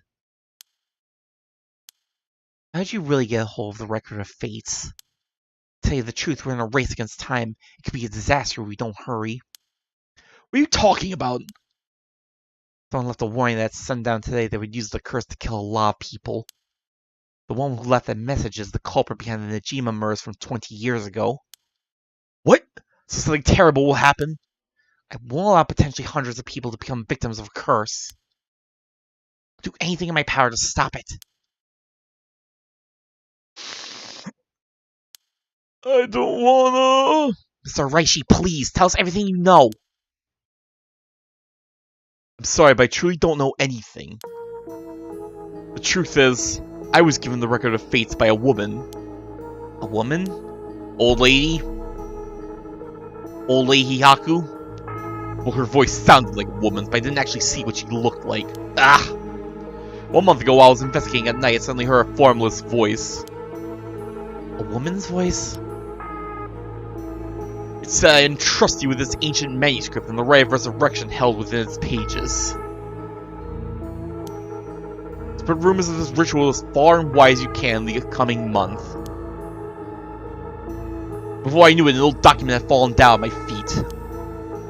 1 month? Did you specify the time period? I was told if I did that, I could study the manuscript as much as I pleased. I wanted so badly to verify its authenticity, I ended up accepting. I haven't heard anything from the voice since then. It must have had you spread rumors in order to strengthen the power of the curse. Tied together the curse and the desire to seek out the right. This makes it likely the owner of the voice is the mastermind behind all of this. Hence, I went public with the Record of Fates. Hihaku and the cult magazines immediately jumping at the news was a financial boon for me. Huh? Hihaku? As in Hihaku Soaps? Right, I mean, no, that's not important. Just some personal business. Come on, Araishi.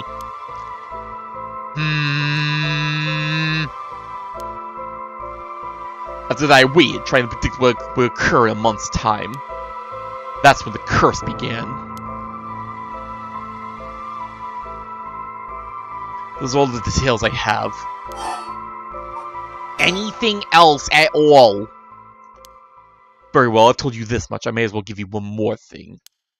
Thank you. What might that be? About Seimon's Record of Fates. There is a sort of continuation to it. Another document called the Record of Fates Yin Scroll. Yin Scroll? So is there a Yang Scroll? Continuation?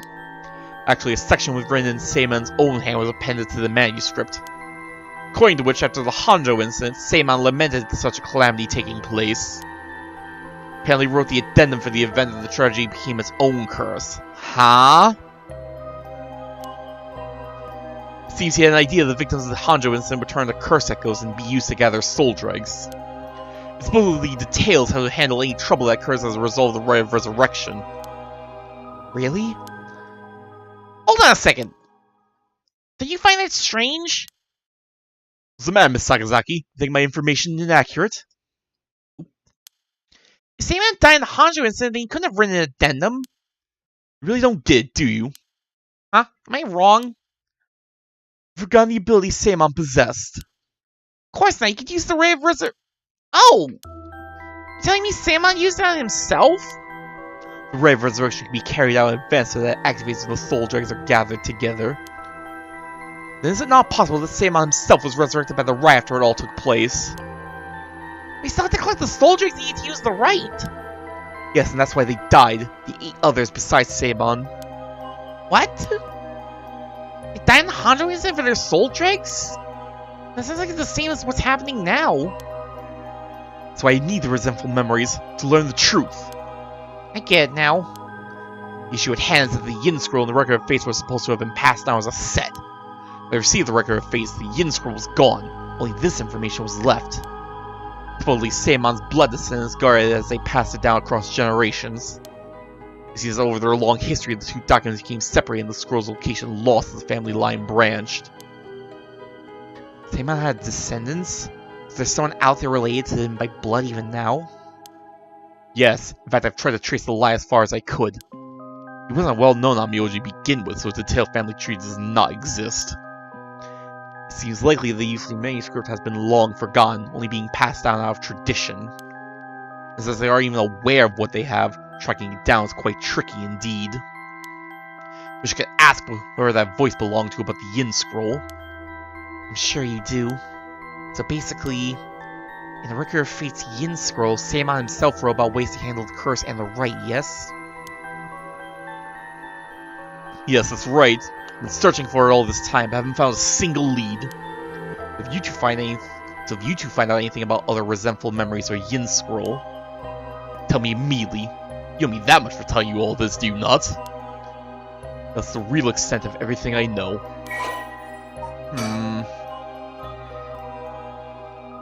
The Record of Fate's Yin Scroll.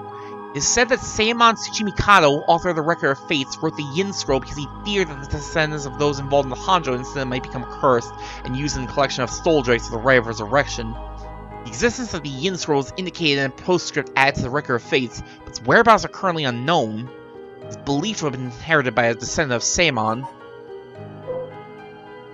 An old manuscript from the Edo period written by the sorcerer who recovered the Ray of Resurrection is viewed as a priceless and authentic document due to his detailed account of how to perform the ritual. Sylvierchii claimed he found it in the storehouse in an old private residence, but was in fact entrusted to him by the mysterious voice. Mysterious voice?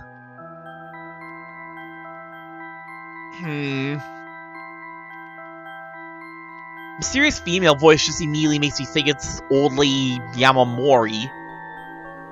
Since she definitely has, like, a major interest in, the Rite of Resurrection. The manuscript was written by Seimon Tsuchimikado, an Amyoji from the Edo period. He was an extraordinarily adept practitioner, but after being banished from his family for researching forbidden arts, he changed his name and moved to Edo. Yeah, I already read all that. What am I doing? Yes, I understand. Thank you for your help. You bring me some useful information, I'll take it into consideration for your school grades as well.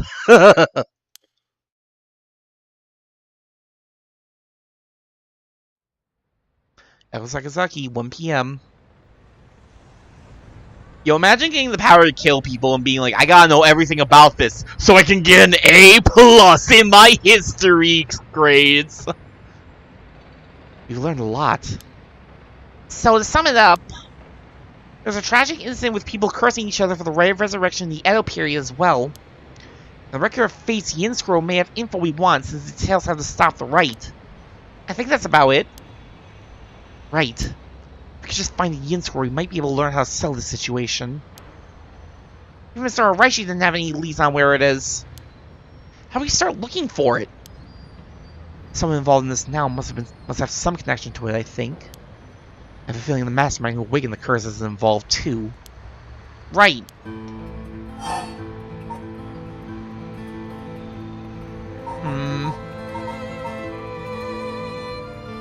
One moment.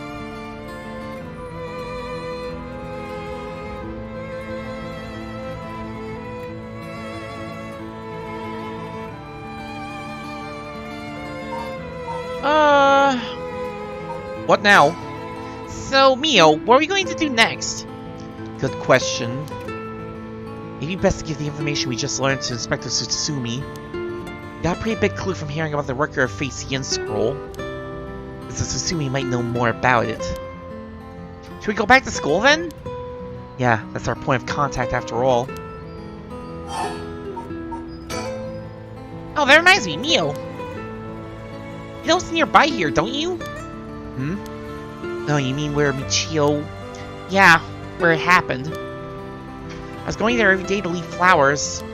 Even though they always get cleared away anyways. I'm sure it must be hard to have to be reminded of Michio's death all the time. Oh, that reminds me, Yako? Yeah? When you asked me to do the spirit board 2 days ago, did you come here that day too? Yeah, I left some flowers before going to school. Why? Did anything seem different that day?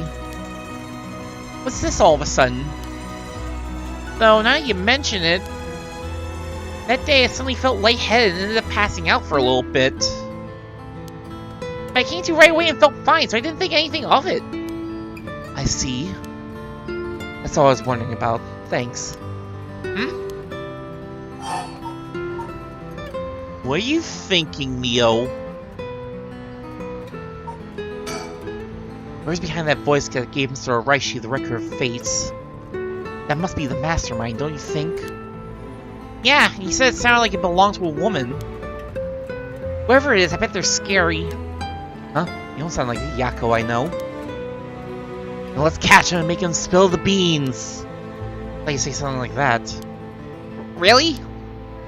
Guess I'm just not really feeling that confident right now. I understand. I don't know if it's related to that woman behind the voice. I'm also interested in the female Amiyoji who's a rival of Samon. Excuse me, you girls over there, huh? Yutaro! Whoa! Sorry, I didn't mean to eavesdrop, but something you said caught my attention. And who might you be? I'm Yutaro Namigaki. I should probably tell you. Until yesterday, I was a curse bearer. That should clear things up. Curse bearer? Oh, you don't need to be scared. I've already given up the curse stone in the foot washing mansion. I'm not thinking you'd still be running around, honestly. Foot washing mansion? So you're the one Inspector Susumi was talking about. Ah, you already know Inspector Susumi. That makes this simple. There's nothing to worry about. Oh, hey! You're in the driver's seat. What? Yako? Yes! Wait, what? Just now, was I doing something? Yako? Yako? Are you good? Something is up with you, girl! Sorry, Mr. Namigaki, what might be the matter? Right, I actually wanted to discuss something with you two. Would you come with me if you have a little time? Discuss something with us? You were talking about Michio Sylvierchii, right? It's related to that. Huh?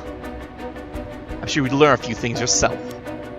Not now, later's fine. I'll be waiting around Ryokoku Bridge. Something rubs me the wrong way about this, but he mentioned Michio. What do we do? This is an actual choice. Well, I'm not too worried about him. His curse echo's gone, and even if he somehow got a hold of it again. Oh, I never even bothered to put that back up. Well, I suppose we may as well hear what it is you have to say. Glad to hear it. Shall we relocate elsewhere?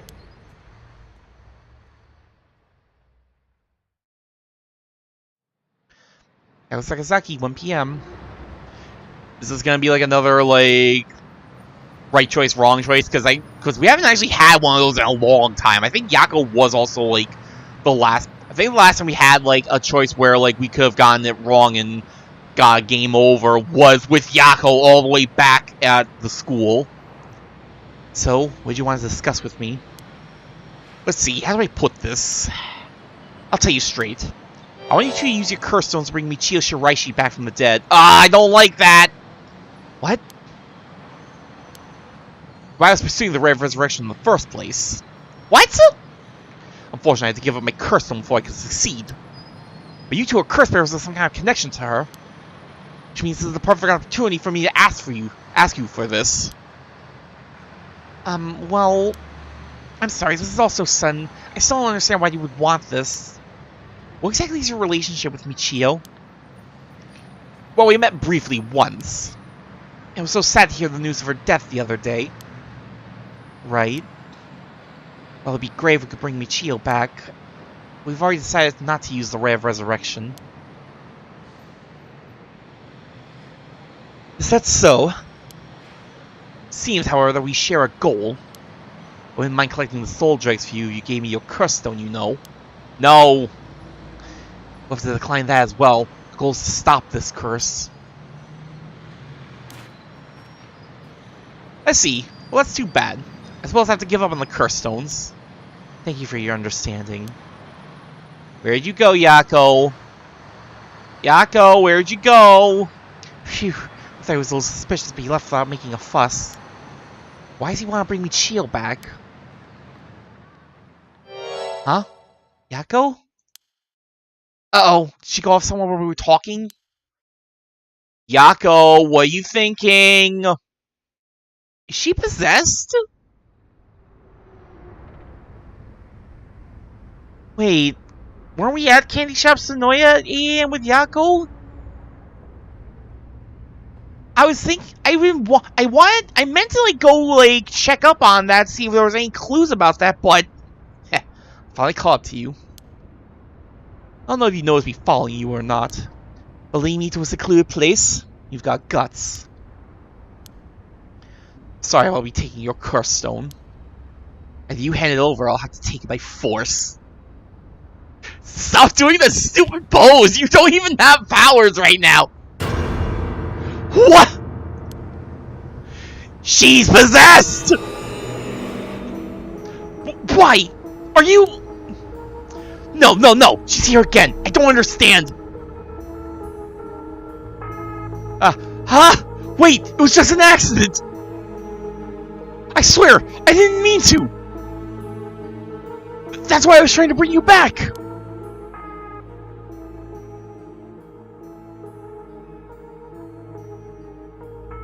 You're already too late.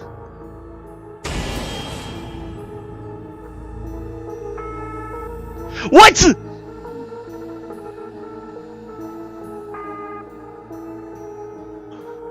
What?!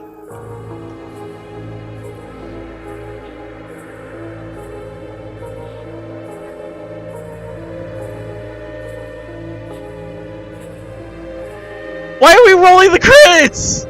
Hold up!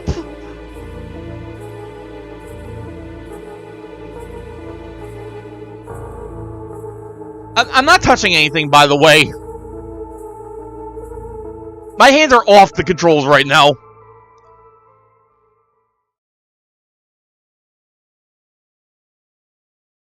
After this, Nijima went to use the power of this curse to commit mass murder, shocking the public with the unprecedented tragedy. What?! From that day on, Yaku Sakazaki was never heard from again.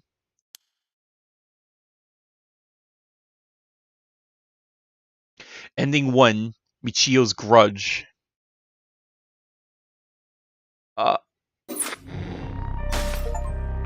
Michio's Grudge reached Yaku Sakazaki's ending. Wait, we're not actually...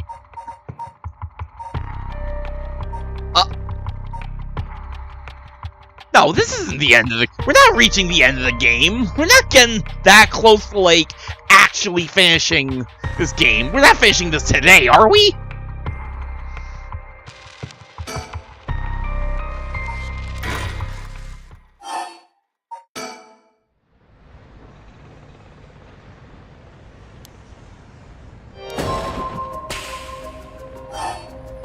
No, no, no, no. You get away from us.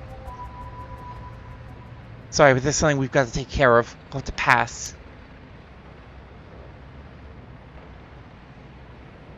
Is that so?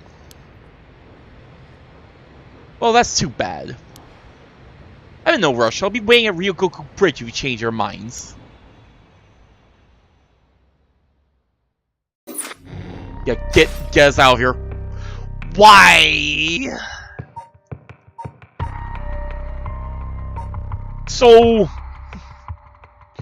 Yaku's being possessed by Michio? Then...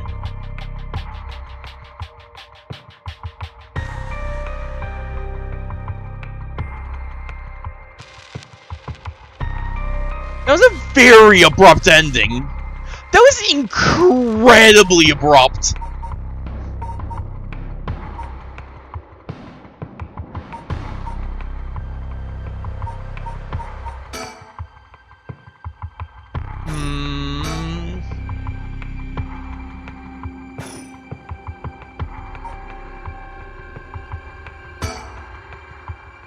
I don't think I'm quite ready to follow up on Harui and her complete and total mental breakdown quite yet. Standing by, Tetsuo Susumi. At the Shiraishi home, Susumi and Ariel learn the truth about many things, including the death of Kankachiro Wide. They hurry to the high school to learn that Michio Shiraishi knew the whereabouts of Nejima's hideout. Let me look at Don's playthrough of this and see just how long it lasted. Because it's been a while, I don't remember exactly how long. Oh my god, high school. Probably gonna have to... I imagine this is how we get the girls back up to speed with us.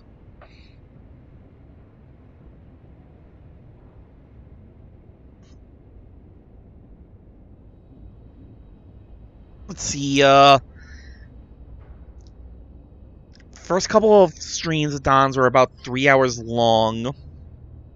Next, like, 4 were about 2.5 hours long, give or take. Wait, oh, I just realized, like, so 6 parts, and then part 7 is, like, the finale, and then the last video is, like, a bonus video, so, like... 3, 6, 2.5, 4 times, so that's like 2.5, 5, 7.5, 10.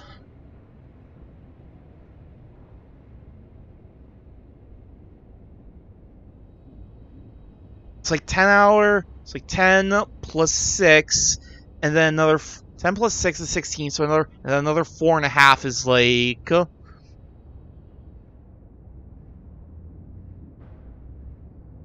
that's like 20 hours?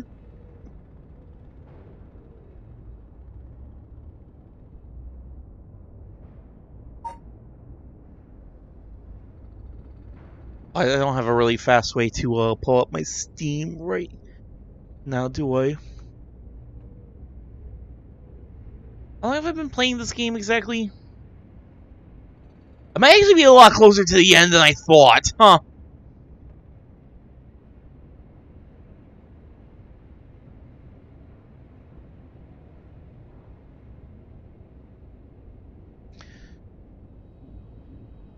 I'm a little bit over 13 hours according to my Steam, like, thing. I'm probably not quite, so definitely like over like the halfway point, that's for sure. I imagine there's more. I imagine I still have a fair bit more.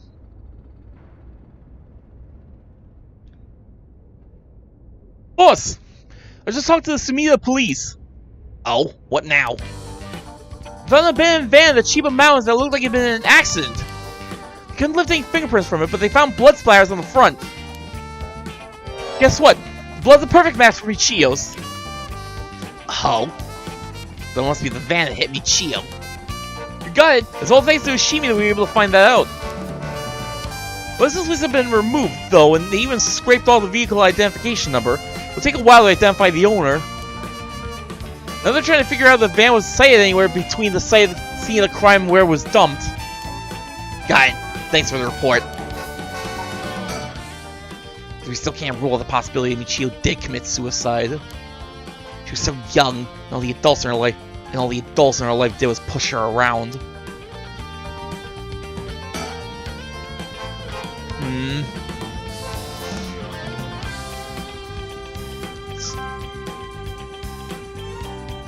I'm starting to think, if Yako is being possessed by Michio, then if she's able to go around cursing people, then yeah, she probably...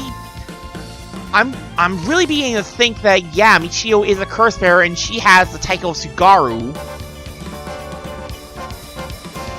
I'm thinking it's the Taiko Sugaru because it looks like the people she kills, like, look like they get beaten to death, so that sounds like something that would be related to a drum. I guess it would make sense if she was, like, running around. She could have ran to Jonuchi, Michio could have taken over and did the deed. Since we got permission to use the school as our base of operations. Principal and head teacher were a little reluctant at first, but they were convinced that it'd help the investigation. Dealing with all this must be a real headache for those guys. I should thank them again later.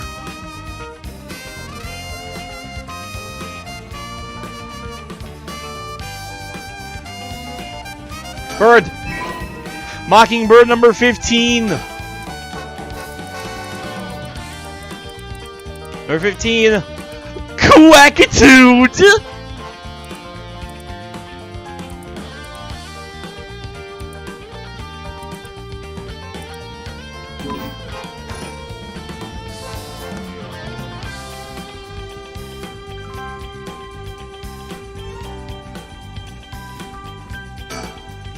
Still doesn't look tired after all this running around. Wish I still had all that stamina. By the way, boss, we confirmed that Michio died in a vehicular collision. But are we sure it was really an accident? Good question. I was wondering the same thing. Damage done by the collision indicates that the driver was traveling at considerable speed, but there were no brake marks to be found. Exactly, which suggests they may have been intentionally targeting Michio. What was a mole, you think? Who would have reason to kill Michio? First person that comes to mind is Kakichiro Wai. After all, she knew about his crimes. But then, Wai was supposedly able to control Michio by intimidation alone. There's also that teacher who was taking advantage of Michio, Kohei Jonouchi. They say he killed her to stop people from finding out that he was blackmailing her. Doesn't seem likely somehow. You're right. But both of them have fallen prey to a curse. They might not be guilty of killing her, but they're sure not innocent! That's for sure. That's true. In that case, it's quite possible she also decides to exact revenge on the person who ran her over. I mean, we kind of just found out it might actually have been Namagaki. Not just possible. She may have already done it last night, just like with the Y. Is there anything else that could have served as a motive? A talisman, maybe? One of those Shimi's looking for? Oh! Do you think someone wanted to take it from her? Well, the talisman wasn't found in her remains, nor in her house. But doesn't a hit and run seem like too drastic a measure to go to for a little talisman? In the end, it might have just been an unfortunate accident after all. I don't know about that, old man. Yeah, looks that way.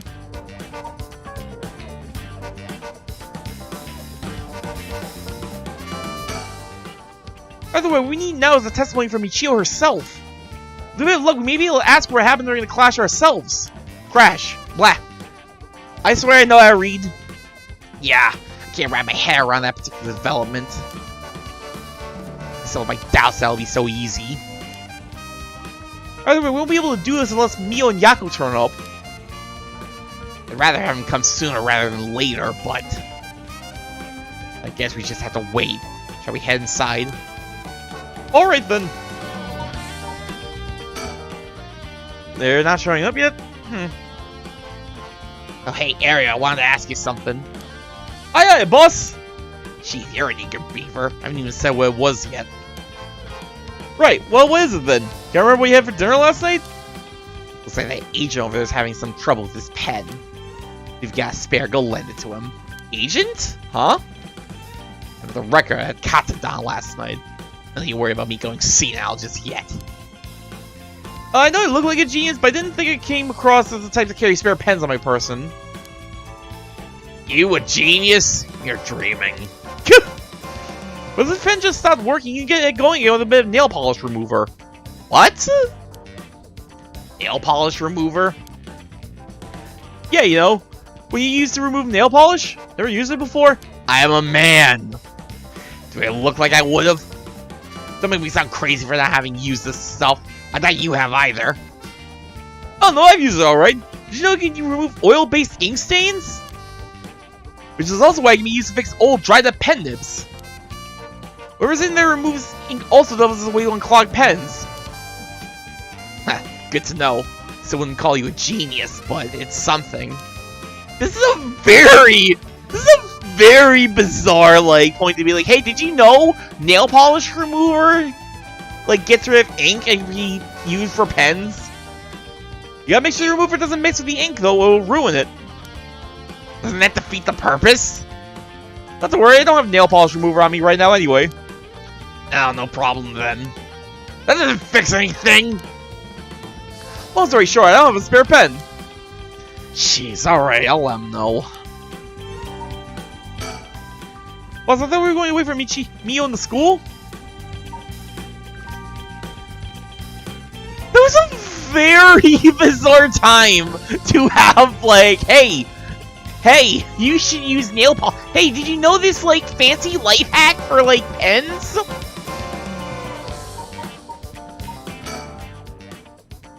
I guess we still can't roll the possibility that Michio did commit suicide. Oh wait, we already read that. Alright, let's go wait inside the school. I'm sure they'll be here any moment. I mean, they should be. We made sure to pick school for them. Hey, look at that. See you again. Wait. Regular Fate's Yin Scroll may contain a way to put a stop to the curse. Yako and Mio head back to Komaga High School to share this information with Tsusumi. Hold up! Hold up! No, we gotta follow up on this right now. Yako Sakazaki, 1 p.m.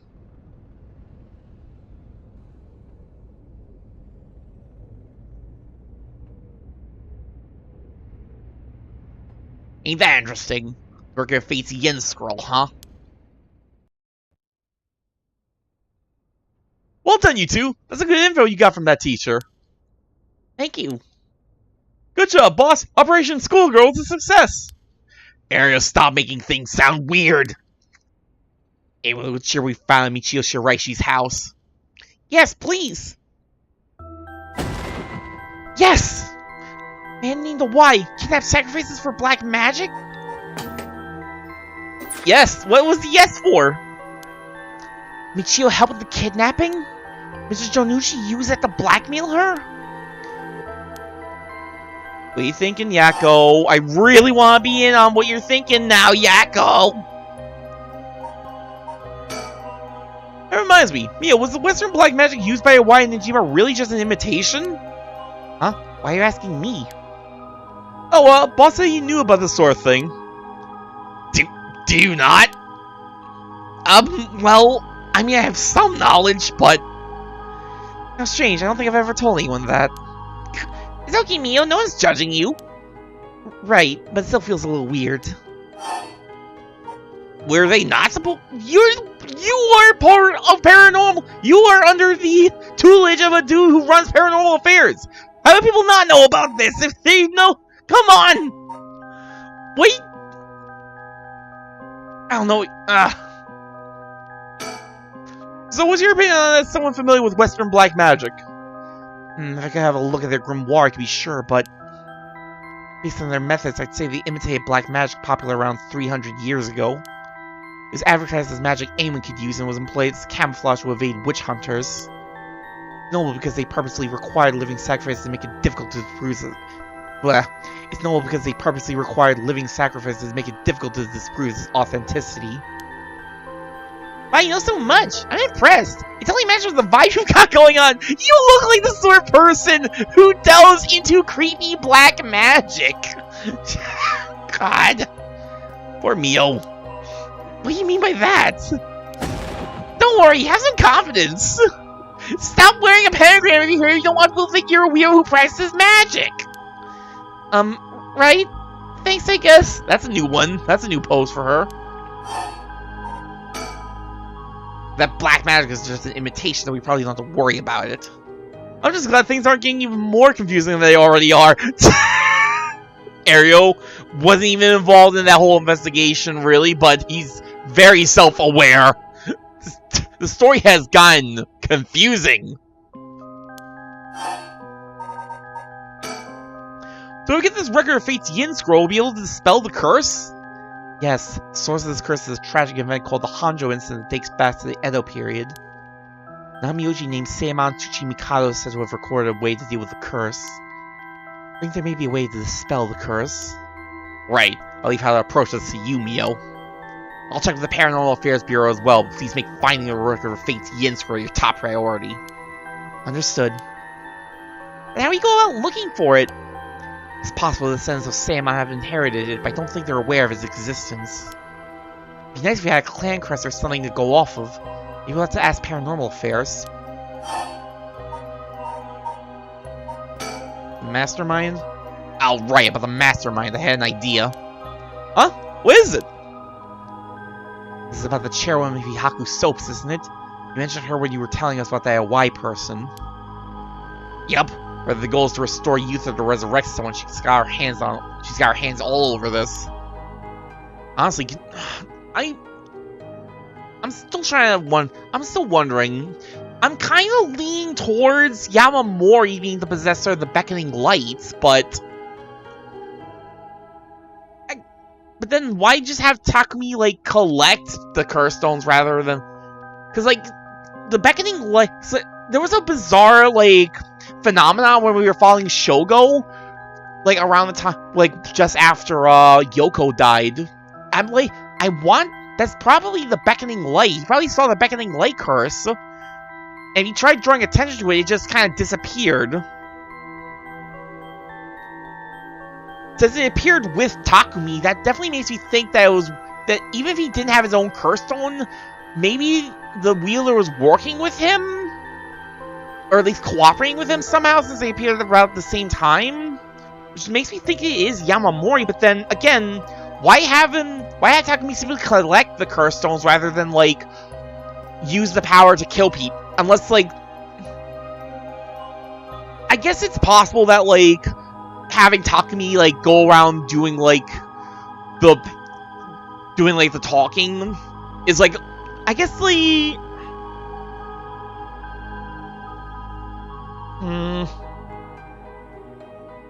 yeah, no, I'm thinking that, like, Takumi may not be the curse bearer, but Yamamori might still be around when Takumi is, like, out and about. So, like, he's trying to get them to, like, kind of walk themselves into... It might just be that they're trying to get people to, like, kind of, like, put the circumstances of, like, the put themselves to fulfill the conditions of the curse, and trying to keep Yamamori, like, away, as far away as possible to keep her safe. She has money, too. There's also Mashiteki Araishi's account of a woman's voice. An evil business lady with supernatural powers. A classic setting. Only could confirm those powers of hers were actually real. Based on the report and looking at the circumstances surrounding the deaths of Jonuchi and Y, Michio Shiraishi did, would make sense. Furthermore, there are signs that Michio Shiraishi wants someone to notice. Huh? Really? The ribbon that was left to the scene of Kohei's death is proof of that. Mia, I'm guessing you knew that already. Yes, ever since this morning. There's one piece of information I need. But I think we're near her limit. Huh? Oh, I think Mio has a much better idea of like Michio possessing Yako than she's letting on. We need to keep an eye on her. I'll tell HQ to look into her. Okay, cool. Now then, if we're nearing the limit, stop being around the bush. Time to tell it to you straight. Yako Zakazaki. What, me? Yes? Take out your curse stone and give it to Mio. My curse stone? It's just been in my pocket all this time. Thanks. I'm just going to borrow it for a second. Well? Yes. There's soul dregs inside after all. What? How did this happen? I didn't do anything, I swear! You have to believe me! It's okay, we know. Yakko, calm down and listen to what I'm about to tell you. But... No mistake that Jonucci and Y were killed by that curse stone. The one who committed the act is... Ghost of Michio Shiraishi that is inside you, Yakko Zakazaki. What? What? Inside me? What? What do you mean? What do you mean? It's okay, Yakko. Please calm down and listen. You've been possessed, Yakko. I mean, Chio's ghost. What? Probably happened when you were offering flowers at the site of the accident. Filled with regret, her lingering ghost reacted to the presence of her old friend and entered you, Yakko. No way! You mean Michio's ghost is inside me? I've explained this once before, but just because you've been possessed doesn't mean that you lose control of yourself.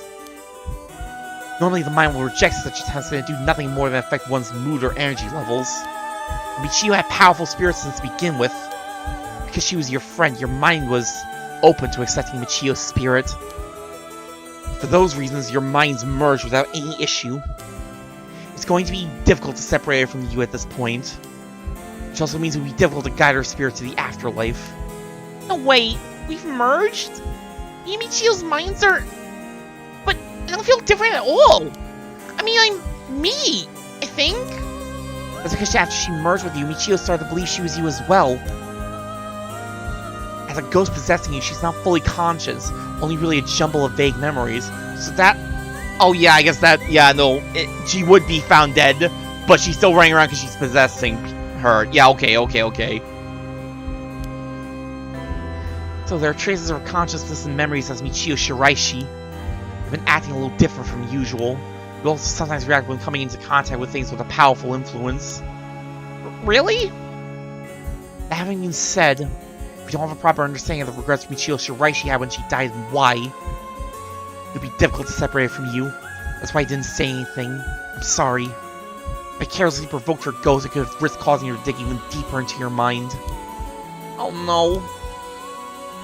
When you mentioned limits earlier, we mean that by letting things proceed like this, there's a possibility you will join completely, making it impossible to separate her ghost from you. If that happens, you'll never be able to tell which of your thoughts belong to her and which belong to you. What? That's so scary. You mean I won't be myself anymore? Death of personality, it's not something people want to consider as a horror all its own. But if it's Michio, then maybe it wouldn't be so bad. Oh, I don't know. What should I do? But it was actually Michio who used the curse stone while I was unaware, wasn't it? Doesn't that mean your ghost has already taken over my body? Well, about that, I think that's probably the effect of the curse amplifying murders, impulses, and the influence of the Feast of Shadows. Also, wait, no. She doesn't need the title of I'm stupid. She doesn't need the title of Sugaru. She's possessing and using the curse, and, like, she would just be using the Fool's Procession to curse people to death. That's why, like... That's why the Fool's Procession, like... The cause of death with the Fool's Procession matches up with the other people's. Not the title of Sugaru.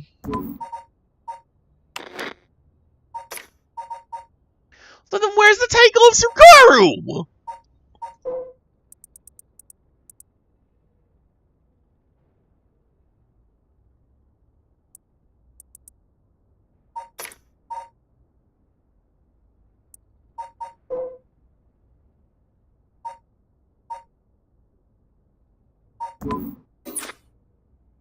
I think that's probably the effect of the curse amplifying murderous impulses and the influence of the Feast of Shadows. While you were sleeping, the ghost's powers were boosted. And strengthened by the feast, Michio's consciousness surfaced and took control of your body. Then that means... I was the one who killed them. I cursed them both! Ah! Yakko, no, you were being controlled! Right, Inspector? Yeah, that's right. It's likely she recognized as not being. It's likely she'd be recognized as not being responsible for the crime due to the possession. It's not something you can control. No need to worry about that. That's not what they said in Justice for All when they put Maya on the stand, that's for sure! No, you're wrong! I wanted to kill them too! Those feelings that have come out, it's not only Michio's fault! Anyway, when Michio didn't commit suicide, I wish that all the cruel adults around me would just die! I had the curse stone with me and I wanted to get revenge for Michio if the chance came! That's how I felt! Yakko! Because she wasn't able to escape her terrible situation. It was so hard. It wouldn't be unusual for someone to take their own life. And I had this curse stone. That made Michio get revenge all by herself. She tried so hard to keep on living in silence. I treated those feelings like they were worthless. I should have done it myself right away. Sorry. I'm so sorry, Michio.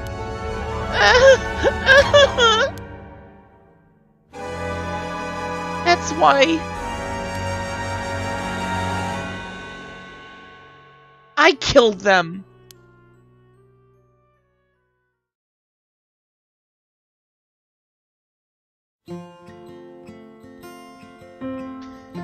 Yakko! Oh, it's a flashback after all. There you are. Oh, hi, Michio. What's up with you? You have me worried sick since you haven't been coming to school lately. Feels like it's been forever. Glad you seem to be doing good. Yeah, sorry. I'm sorry I didn't tell you why. I've always regretted it. Come on, you're acting like we aren't buds. Tell me if anyone's making you sad. I'll take care of them. Haha, thanks, Yakko. Actually, I'm here because there's something I want to tell you. Really? What's the matter? You can tell me anything. Well, the truth is, I did something unforgivable to an innocent man. Saying that I was forced to and didn't have a choice doesn't undo it. Talking about Shuichi. Sorry. I feel so guilty. What? I've done so much I can't take back. All because I was weak. There's no escaping the hell that I've created for myself. I couldn't handle it anymore. I started thinking about killing him and dying myself. Neither of us deserve to live in this world. What? But something went wrong, and that's why I died with regrets. But thanks to you, I finished what I wanted to do. Thank you. I'm sorry for dragging you into this. What? Wait, you don't need to apologize! It's only now that I realize. I know how selfish it is. I hope you remember the time we spent together as friends. And how we were able to be together at the end. Please, don't forget me. Huh? No, Michio, wait!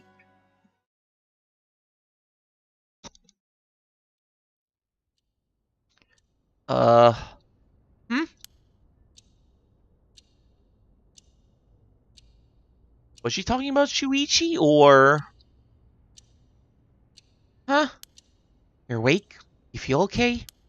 Sorry I had to spring that all on you, Yakko. What? Is this... Are we in the classroom?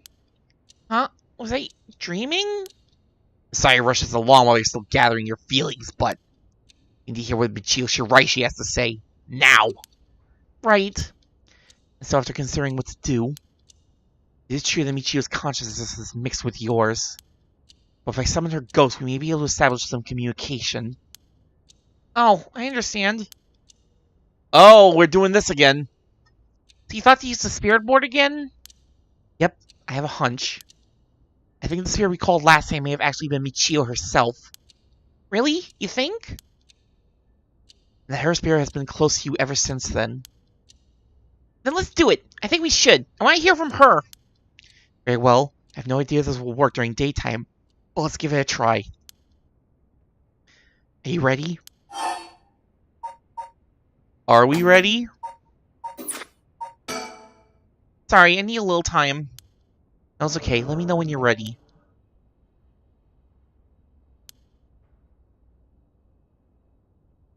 Okay, cool. Thanks, I'm ready. Okay, here we go. You remember how to do it. Place your finger on the 10 yen coin.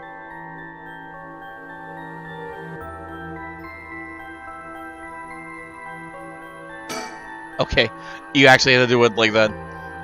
Right, like this. Good. Now do as I do.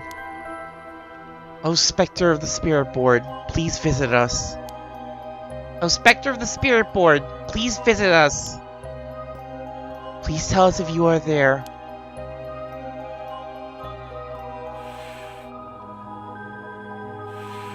It's here. Now, is it the spirit of Michio? Yakko, would you ask the spirit? Alright.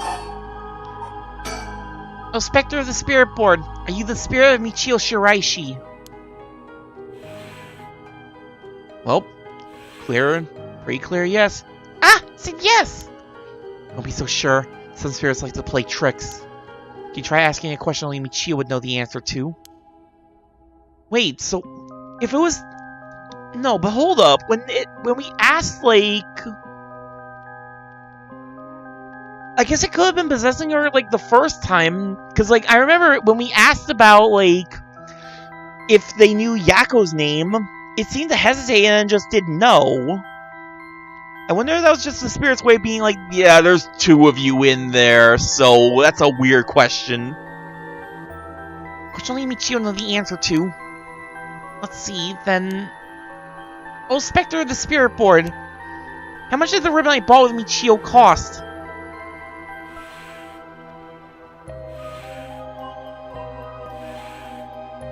$490 yen? 490 yen, that's right! Well, it seems we have the right spirit. Okay, can I have you ask her a question? Okay, what do you want me to ask her? Why don't you ask about the location of Fumichika Nijima's hideout and location of the talisman as well? Okay!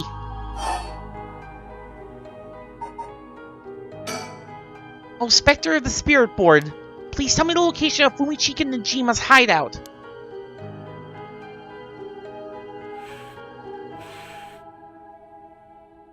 Please, terrible things will happen if he isn't captured soon. Why are you protecting him anyway?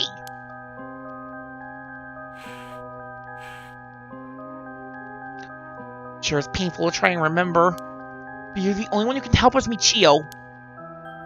Please.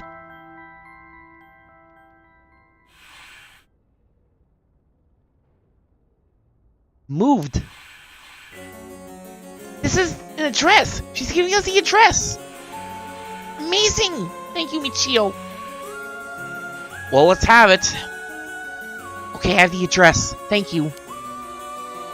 Alright, Ario, get a move on, check out that address.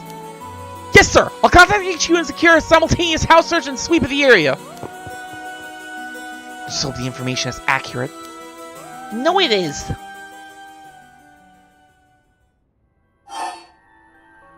We don't even get the actual address, i.e. Where is the talisman? Oh, Spectre of the Spirit Board, do you know where the talisman that you had is?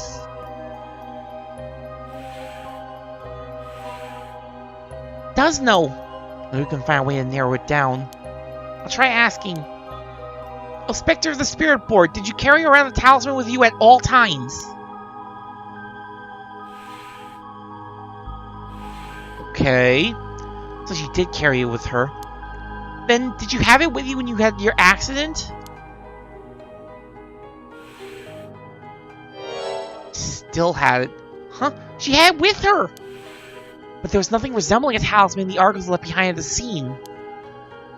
That means someone took it with them and ran off with it before the scene was investigated. But who would do that? This would mean someone knew Michio had died before the police did.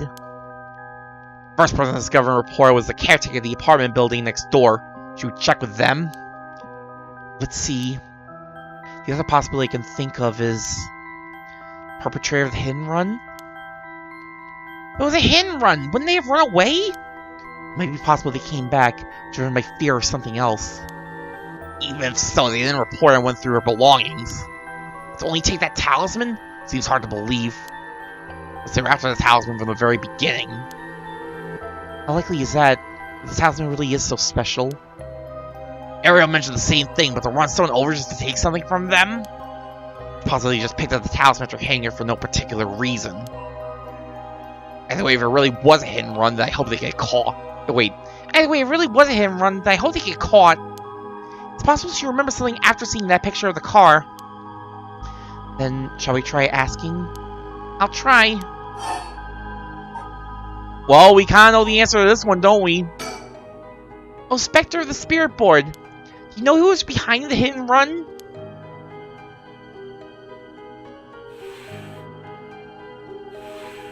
Let's get a name. Let's get that name. She says she knows. That's a relief. If she hadn't known. Huh? In order for Michio's spirit to find peace, we need as much detailed information about what happened as possible. We can't send her off to the afterlife if we don't know what happened when she died. This isn't like a forced exorcism. Huh, so that's what it'll take. Alright, I'll try asking. Right. Oh, Spectre of the Spirit Board.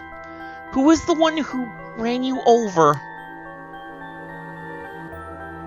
I hope she knows the name. I wonder. I mean, she should. We kind of met them, didn't we? Namikaki.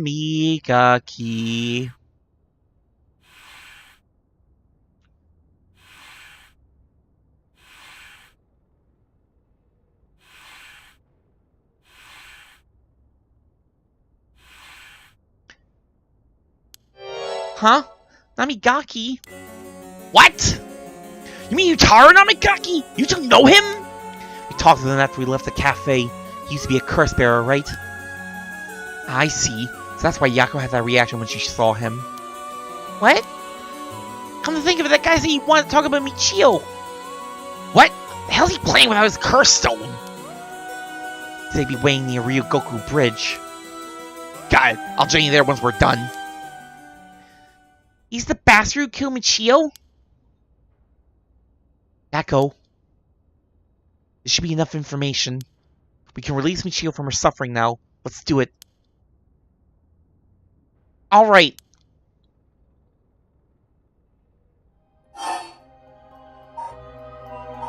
Nothing else to do. Oh, Spectre of the Spirit Board. No, Michio. Thank you. You helped us. You know? I'm so sorry I didn't know about it all. Your family, the kidnapping, Mr. Jonucci. So sorry. It must have been so hard. Not that I can understand. I'm sure it was so hard. I mean, of course you would want revenge. I wanted it too. We've all done things we wish we could take back. But I'm glad they at least know the truth. Yako. So much I wanted to say, but that's enough. Let me just ask you one last thing. Someday, can we hang out again?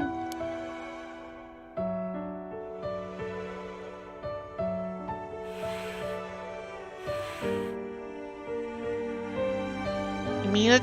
Okay, it's a promise. Have you asked everything you wanted? Yeah. Okay, I'm going to get Michio's spirit now. Yeah, it's time to say goodbye. Michio, with this I'll finally be able to free you. Hey, Yako? Yeah? Never accepted the idea that Michio took her own life. Glad you never stopped trying to find the truth. Yeah. You're right. You know, I didn't realize just how hard things were for her. Mio? Oh, sorry. It's just Michio. You're taken advantage of by so many of the adults around her. But with so much. Should have tried to talk with her more. Now how you feel. Thanks, Mio. I was thinking about all the things I could have done. Why did this have to happen to someone so kind and hardworking? Feels like she was just ill-fated to the very end. It's just too cruel. But even then, she didn't even tell me about this stuff. She let herself worry about more. She would let herself worry more about revenge than living. Matter for that. Sure, I should have noticed something was wrong, but come on. What was she thinking? Seriously, I mean, seriously! Am I really that unreliable? Of course I help you get your revenge, you idiot! Maybe she didn't want you to save your own soul? I don't care how you changed or whatever. I just want you to live. Yako. I'll take responsibility for what's been done. But one day, if we meet on the other side, I'm gonna have to give her a good punch. Then I'll tell her she's the real fool's procession. Or something. Then we'll hang out like always. Sounds like fun. Alright, I'm setting her off, okay? Oh, wait! Huh? Look, the coin! It moved to no on its own! You're right. When did it do that? Seems she still has something keeping her here. Yeah, because you have any idea what Michio wants? Me? Oh! I totally stopped reading the names for a moment there. Please, don't forget me. I think she told me she didn't want me to forget. I see. Then... Michio? If you can hear my voice, let your feelings you won't ever forget her be known. Show it through an action. What? The thing that shows you won't forget.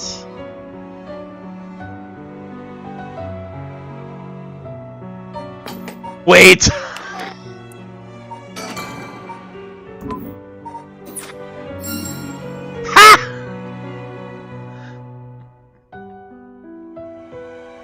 That's pretty good.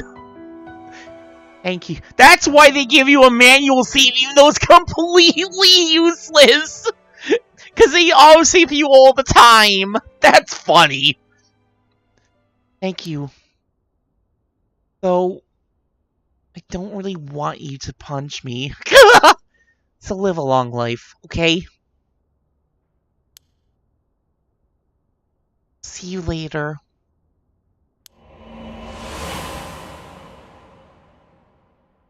Yeah, I think the storyteller also like hinted at that like when he was telling us about the controls.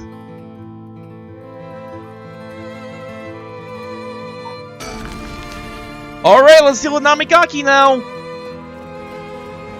Yako, are you feeling alright? Yeah, I'm fine. Actually, I feel a lot better. Because I really wasn't feeling like myself recently. It was like there was a part of me that I had no control over something.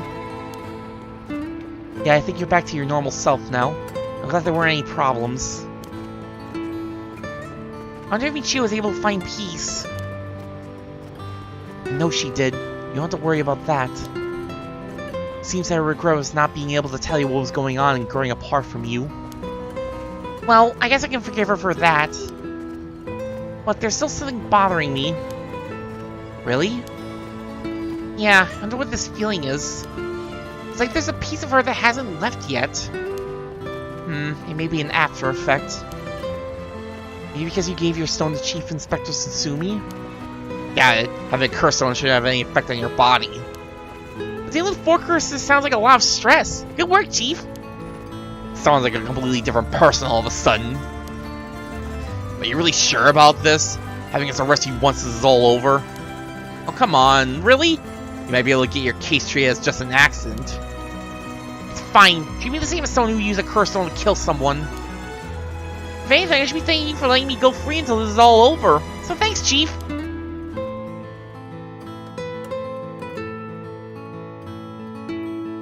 If this is what she wants. Yako Sakazaki, 2 p.m. Ryogoku Bridge.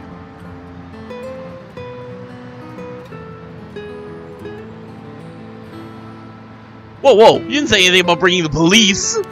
Sorry, we don't have time to care about what you have to say about us. What business do you have with this girl now you've lost your curse stone? I'll tell you this for free. I have her curse stone already.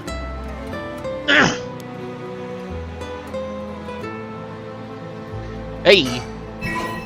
Mockingbird number 11!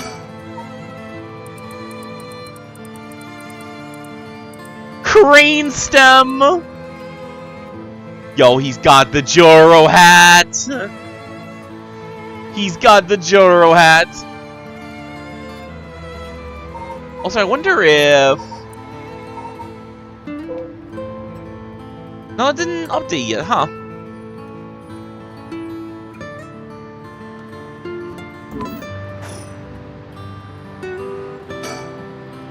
A lot of traffic around here and it's very noisy during the day. The amount of exhaust coming from cars is overwhelming. I hear it's not healthy.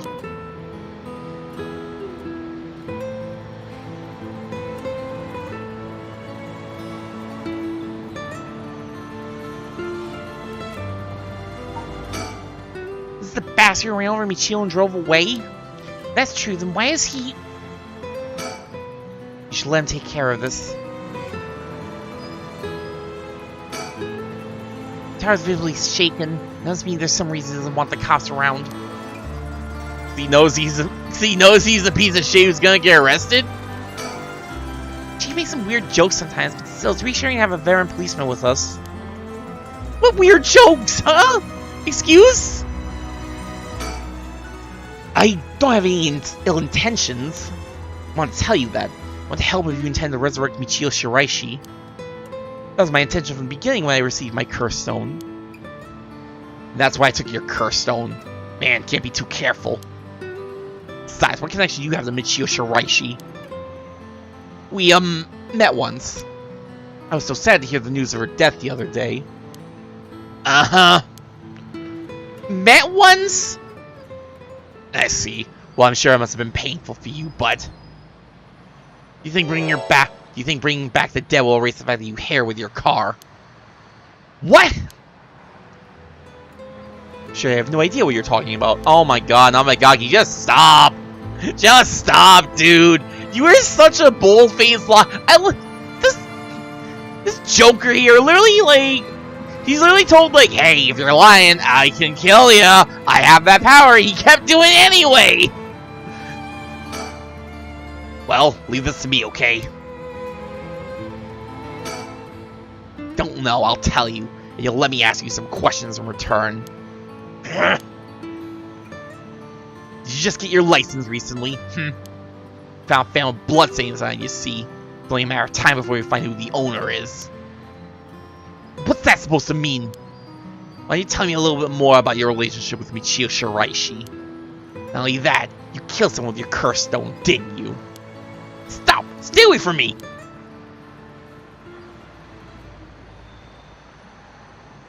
Damn it! Okay, I give up. It's all over for me. Afterwards, Yutaro Namagaki gave his confession. He admitted that he was behind the wheel of the van that hit Michio Shiraishi. Weirdly pedestrian death. Huh. He explained that he was speaking in order to impress a girl he had in the car with him, Ayame. After hitting the schoolgirl, he drove away and planned to wash the car in secret to destroy the evidence. He became nervous and went back to the scene of the crime at the urging of his passenger. When they returned to the scene, the female passenger went to check the victim alone while he sat panicking in the car. When she returned, she told him people were unlikely to assume a hit and run, as it looked similar to a suicide by jumping from height. Ayame, you psycho! Afterwards, the pair parted ways and Yutaro dumped the vehicle deep in the woods under the cover of night. Two of them decided to keep the accident a secret. You wanted to hide the fact that you hair with your van, so you dump it in the woods? You idiots! Next morning, Michio Shiraishi's body was discovered, and luckily for them, her death was ruled a suicide. However, darkness lingered within his heart. From that day on, the schoolgirl appeared before him, covered in blood, her limbs bent and broken, to spy him in his dreams every night. Even when awake, he would see a phantom of her corpse in the dark, moaning and cursing at him all times. Troubled by the constant hallucinations, it was only a number of days before he suffered a nervous breakdown. Couldn't bear hiding what he'd done anymore, and planned to turn himself in, but was stopped by the passenger from that night. It was then that he first heard rumors of the Ray of Resurrection. Ayame, why do you know about that? I'm still assuming it's Ayame. He thought if he could resurrect the schoolgirl, then it would be like if the accident never happened. And with that, the darkness enshrining his heart could be dissipated. I like how he's like, oh, I accidentally hit this schoolgirl, and the fact that I accidentally killed her is haunting my nightmares.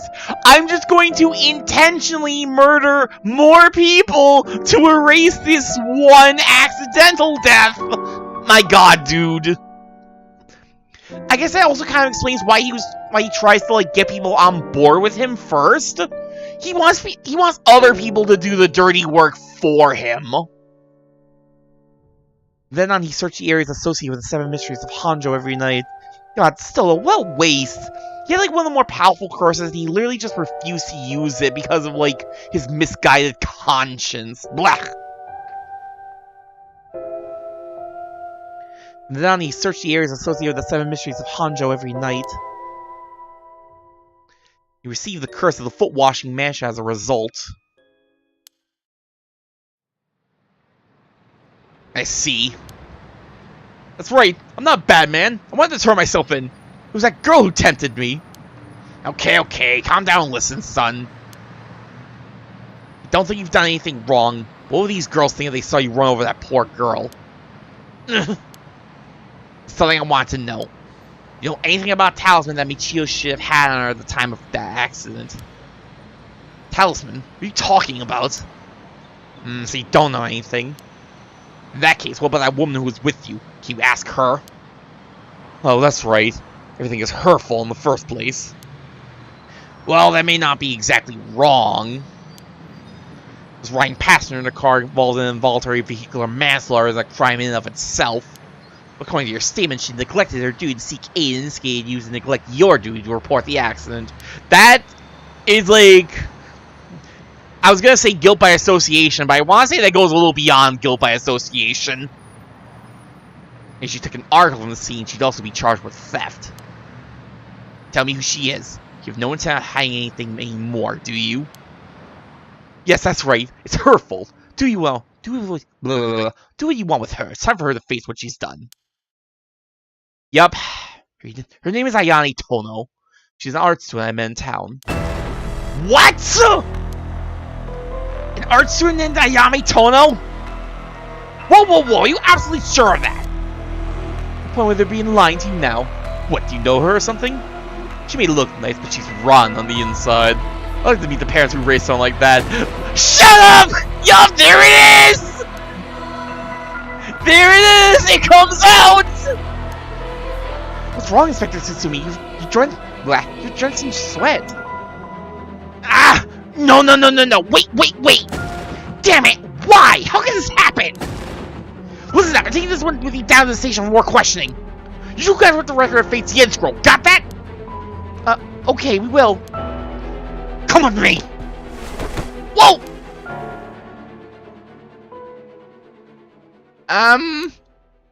Let's get going. Yeah.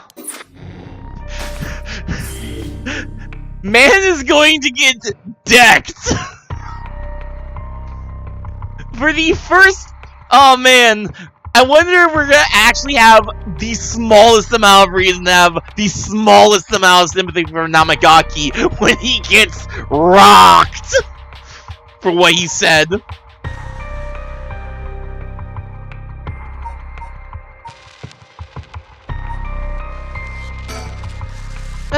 Yeah, let's keep going. I know I said I was gonna go for an extra long stream, but I feel like we're heading... I'm still trying to figure out if we're getting close to the end or not. I want to say just going off of Don's playthrough, at least the length of his playthrough, I want to say we're not quite there yet, but if I go for as long as I want to, then we might be able to reach the end, like, next time. That being, like, 2 weeks. feel like we're not quite getting close to, like, the end, just because I feel like there is still, like, a fair amount of, like, stuff that the game has not, like, properly revealed. Like, again, keep mentioning it, we still don't necessarily know who the wielder of the Beckoning Light and Taiko Sugaru is. I'm thinking that Yamamori has the Beckoning Light, and she uses Takumi as, like, her frontman to kind of cover her own tracks and have someone else do the talking and setup. But we have no clue about the Taiko Sugaru. We still haven't found Hajime's girl, the beautician or whatever she was. And of course, we still need to get the proper answer to the question of, was Yoko the one responsible? Did Yoko try to murder Shogo? Does she still have the Whispering Canal? And if she did try to kill Shogo, how did she get the curse to kind of bounce back to her? I feel like that's a big mystery that's still, like... That's probably the biggest mystery that I'm still, like... I'm, like, convinced that she tried to kill Shogo, but... why did it bounce off? I still don't have a single idea of what that could be about. I'm getting ahead of myself, though. I'm talking about stuff we, like, passed, like, a long time ago. Let's just continue on with the story we've got going on now. I'll give it, like, another... I know I said I'd go extra long. I'll probably give it, like, another hour, give or take. I can probably go all the way up to, like, 4:30 or so. But I also want to give myself something for lunch. I might... You know, hold up. I really shouldn't, but... lunch sounds good right now. BRB.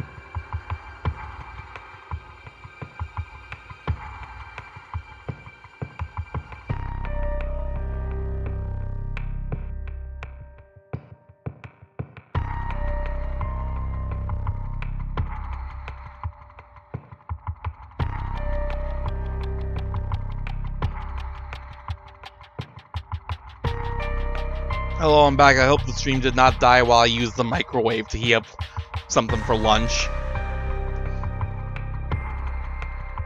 Anyway, keeping with the timeline, let's go back to Harui and see how bloody things are going to get. Too much to handle, Harui Shijima. Harui and Richter break into the Shiraishi residence with the detectives. They find a journal left behind by the deceased wife, finally revealing the mystery behind the kidnapping. However, Harui remains unsatisfied. Harui Shijima, 1 p.m.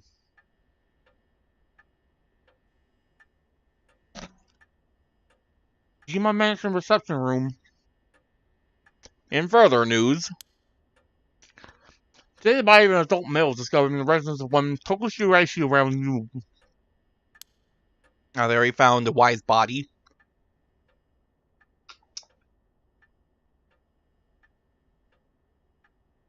You know, I mentioned it before. It's still weird to me that, like... It's weird to me that they found that body. They found, like, They found, like, 3 bodies beforehand, but they still never found, They never found the dude that Hideki Araishi offed. Because, like, I remember that, Tatsumi mentioned that there were soul dregs in, Araishi's, like, curse stone. But we found, like, the one single person that Yutaro killed. They found the one single person that Yutaro killed to test out his power. They never found Araishi's victim, huh? I guess, again, like, it'd probably be a lot harder. He's probably way better hiding a body than, Yutaro is, but... especially given that his, power has to do with darkness. But still... Man identified as Kankachiro Y is said to have been in relationship with Toshiko. He was unemployed at the time of his death. While further investigations are still underway, it's suspected that his death is connected to the recent serial killings in Honjo. Evidence on the scene may also implicate Mr. Y in the unsolved child abduction and murder case from last year. Huh. There you let that part out, huh? Well, ma'am. Seems we managed to settle one part of the kidnapping case for now.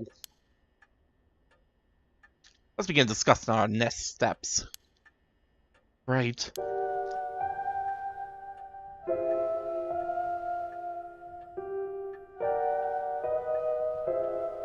I like how that's just always there, apparently. Like, you can't interact with it again, but I guess it makes sense they wouldn't take it down. We move. It happens when we don't rush things. Let's speak a little longer first. Next up, what do we need to do to get our hands on a curse stone filled with soul dregs? Wait, she's gonna want one that already has soul dregs in it. I guess she doesn't know yet that Michio is not necessarily alive, just kind of using someone else's power for themselves, but... I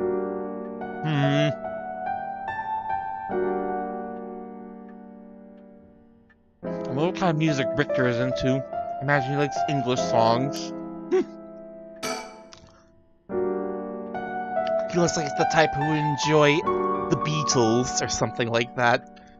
No matter how much I look at the flowers, they don't make me feel anything. Once you've seen the scroll, I don't really give it a second thought.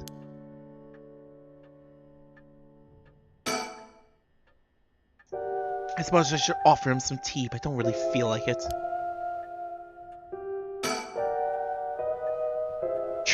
Trivial things such as niceties don't interest me. I don't feel like it. I don't have a reason to use the phone right now. A fax machine gets send images to other places along the telephone network. I rarely find a use for it. Tetsuo doesn't know about Harui having her own curse stone, does he? They kept that part quiet. The lights. A little dim even during the day. I like it that way. It matches my soul. Ticking of the clock gets on my nerves sometimes.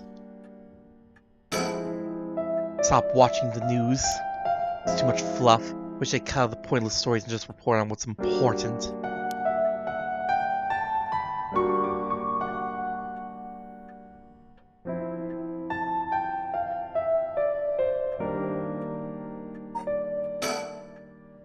He's always going at his own pace.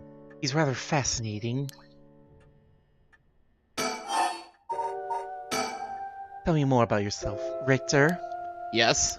That's right. Would you mind if we make a stop on our way? We can make it quick. I apologize for the diversion, but I'd like to visit a candy store if possible. What? I suppose I don't mind. Really? Really? Judging by the official announcement, it seems well Wildwood is likely true. Blah. With both the kidnapper and his young accomplice dead, the police should be able to handle the rest. Now that it's over, can't help but think how pitiful it all is. We never would have known a thing had we not found his journal. Gallows is what usually leads to crimes like these being exposed. It's pretty much the same with the Najima murders. But stumbling across the answer by pure chance really makes you think. Makes my skin crawl to think of how many cases like this are left undiscovered. Me too. It's certainly disturbing.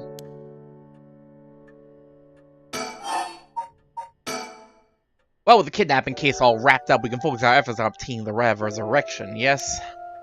Indeed. I'm counting on you. To slip a layer in someone's pants, or... Alright, let's reassess this current situation. Right. I guess really he didn't slip the layer in anyone's pants, he just confirmed that someone had a layer when we were back with Shogo. Must admit, I never expected the police to be so on top of things. The chief inspector, Tetsuo Tsutsumi, proved us a good wealth of information.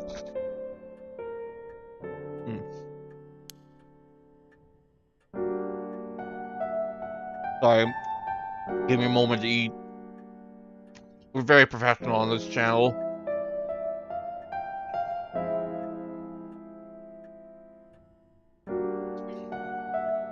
I'm surprised you knew so much about the curse bearers. Think they noticed I'm one of them? I'm pretty sure Ario didn't. The chief inspector, on the other hand, well, let's be careful around him. But if he had suspected anything, I'm sure he would have detained us. We should stay vigilant moving forward. Agreed. Even if we steal Curse Stone, you may not be able to successfully perform the rite unless you're a curse bearer yourself. You should be okay with hanging onto the stone from now on. Of course. Just don't use it though, okay? She crosses every single finger and every single toe behind her back and just says, I won't use it. Alright. If what we heard is true, there are just 3 curse bearers left to be discovered. There's the Whispering Canal, the Beckoning Light, and the Taiko Sugaru left to investigate. It may benefit us to visit the places connected to these stories a few times. I see. I'm still highly suspicious of the people at Hihaku Soaps. They could be the ones pulling the strings. That Takumi Yumioka fella is probably aware of the curse bearers we're searching for. The fact that his movements may prove to be useful. You want to follow him? If we were to follow anyone, he'd be my first choice, but... Damn it! Times like this really have me wishing I had more personnel. Imagine it's tough working on your own. It's the plan of running a small business. I'm always on the hunt for a skilled assistant. I could use me a weird girl. A girl who likes to steal things, channel ghosts, eat ramen or hot hamburgers depending on the setting. But good help is hard to find. Guess I gotta go to Japan, California for that. And then there's Najima. Appears to be a curse bearer too. One-sided read, I think it was. If you want to look for someone that's likely to gather a whole lot of soul dregs? Well, look no further. He did say he would unleash his curse on a large number of people at nightfall.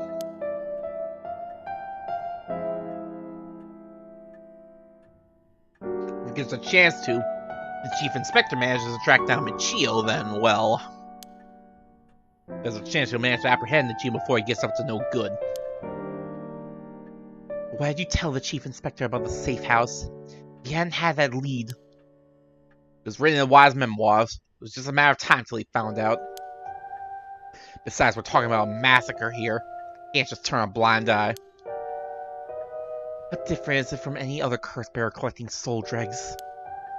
Well, if we're talking Najima, it could be a lot more dangerous. We'll just keep a close eye on Najima and the cops.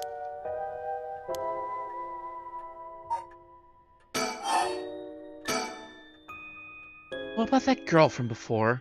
Ayame Tono. You think she could be a curse bearer? Well, there's a chance you could have gone and stolen someone else's curse stone by now.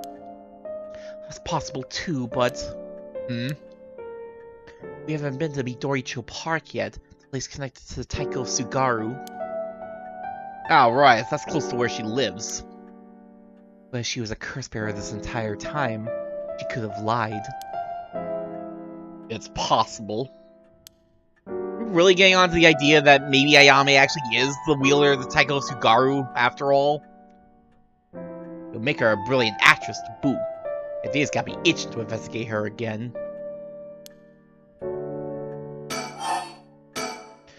That place is rather suspicious. If only we could run into someone there.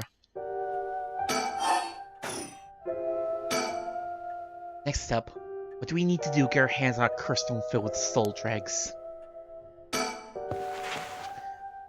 Then shall we depart? Oh, from this part on you'll be given the option to finish the investigation, which will allow you to immediately end this part. From there you can continue on to the next part. You may also come back and restart this section from the point at which you left off.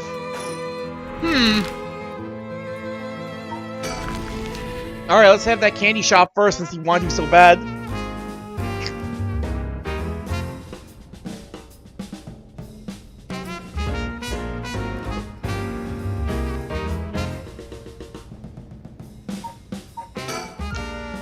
Apparently, Victor likes to visit a local candy shop in every district he visits. Every once you see one, you see them all, but in reality, each one has its own unique displays of colors to match the locale. Cat irks me we simply stopped here simply for the sake of entertainment. I know I read, I swear. I suppose he needs time like this to relax and recenter his mind. He works so vigorously every day. Bird! Whoa, no way! Jeez, you made me jump. It's Mockingbird number 14! Falcon, man! This guy's a real speed demon! Oh, is that right? It's kinda scary how you even know the exact number with just a simple glance. There it is, number 14, Falcon, man. Loves his little stick. My god, dude. What Dorcas. He's pretty great. Shops close to the park, so children have been coming and going without pause. There's like this candy shop that's been slowly disappearing from the street view recently.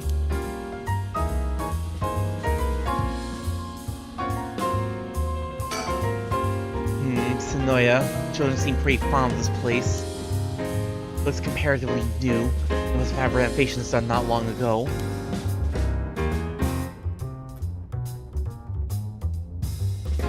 Vending machines? There's some vending machines. You can buy canned juice for 100 yen. These days, vending machines sell a lot of things besides juice, too.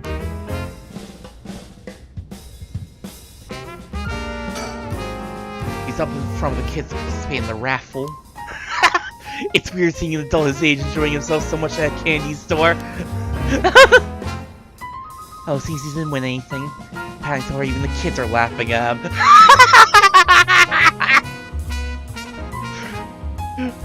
Hold up, hold up, hold up.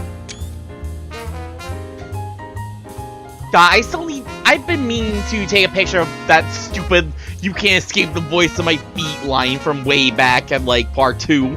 I still haven't done that yet.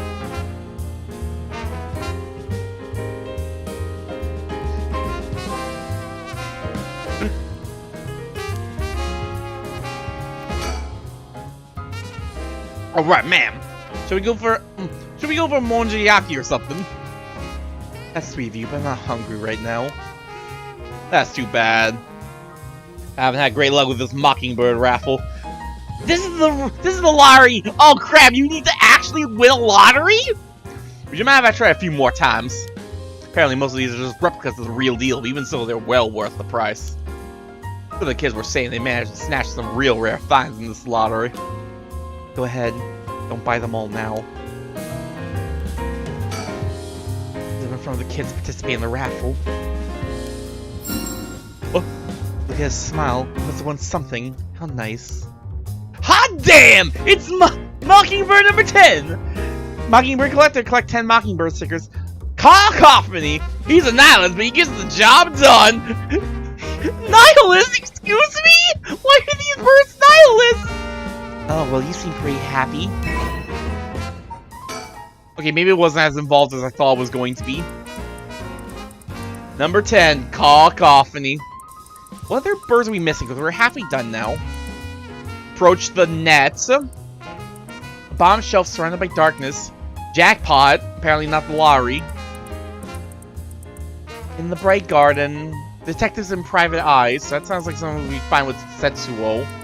A ringing telephone booth. A park where sparrows sing. Waiting at the intersection. A unique looking playground. Revisiting the park at night.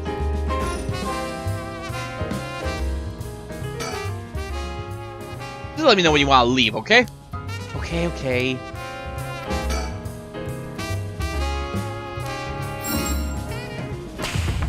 Holy crap, this one is super rare! It's Fair Feather, the coolest peacock around! Oh, so it is. That's a pretty big win, huh? Oh, huh. Jackpot. Fair Feather. Okay, I guess that wasn't, like... Maybe that wasn't, like, a big, like... Actually, you have to, like...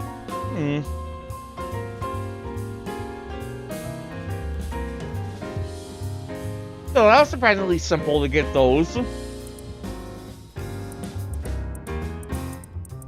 there's nothing else that's like... None of that sounds like a lottery prize.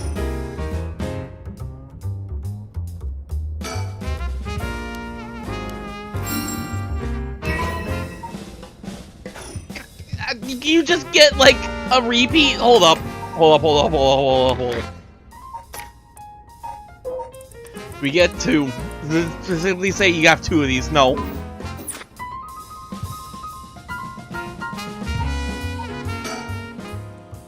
It almost feels like I came here with a child. The boy never had much of a taste for sweets. This is kind of a fresh experience for me. Anyway, we got the 2 birds from the lottery. We don't need to investigate anything else, right?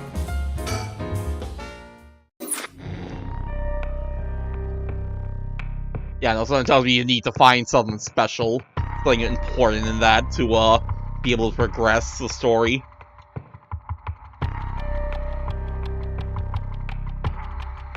Give me 1 minute. Give me a single moment to refill my drink, though. Hold up.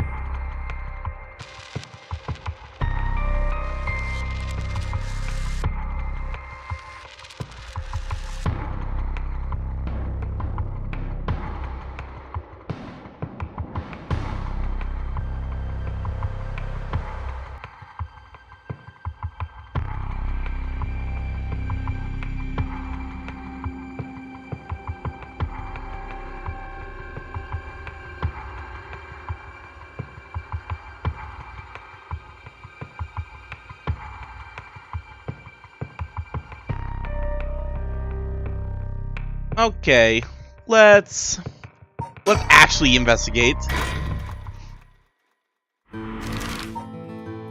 Oh, just 6 is back here. Alright, we're done with Sonoya, so let's I guess we could just go. Wait, why don't we just go back here? Does it take us back inside, or are we outside? Yeah, back inside, okay.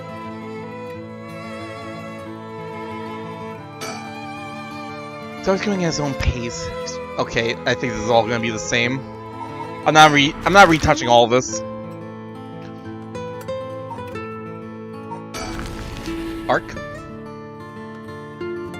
Doicho Park. This is supposed to be near the Psycho Sugaru, right? Constantly have to determine who the remaining curse bearers are. We have to find them soon. There seems to be a little nervous when Naomi Tomo was mentioned. Was I just imagining it? Does he know Ayame is Tetsuo's daughter? Everyone's relaxing so peacefully in the park. It's hard to imagine it was the site of some horrid curse.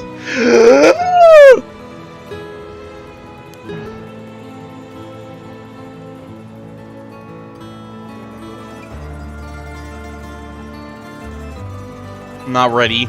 I'm not ready! We've reason to believe the curse bearer of the Taiko Sugaru was here last night. It's possible they're already dead, but we haven't found any definitive leads.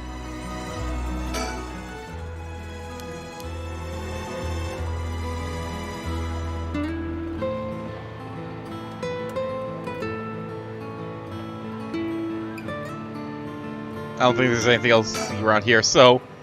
Hey, that lady over there. That's Ayame Tono. She seems to be trying to hide. You don't want to stall her and have her run off on us. Let's then watch her for now.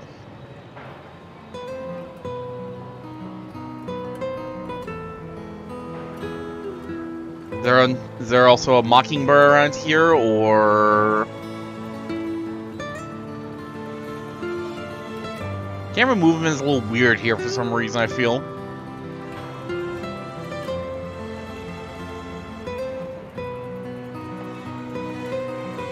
I don't think there's a mockingbird around here, so... Alright, I'll be right back. Ah, he's gone. Suppose he really wanted to talk with her. Oh, there he is. Does he mean to jump out and surprise her from behind? He really doing the... Huh? Does he mean to intimidate her? She knows, because his purpose was to talk with her after all. I wonder what they're talking about. She doesn't look like she's planning to run. Oh, they're coming here. Here she is. What do you think? Smooth work by the master, hmm? Yes, very smooth. I assume. Hello, thank you so much for yesterday. This is exciting, but I'm actually being pursued right now.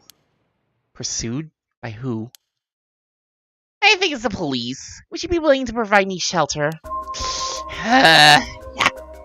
From the police? I figured we could hear her out and see what kind of mess she's gotten herself in. To make it sound like some kind of criminal, please. Well, let's get the answer, even though I think we already know. The police have my apartment staked out, so I haven't been able to return home. I heard them say something about wanting to protect me, but something didn't feel right and I got scared. You have any idea why they're after you?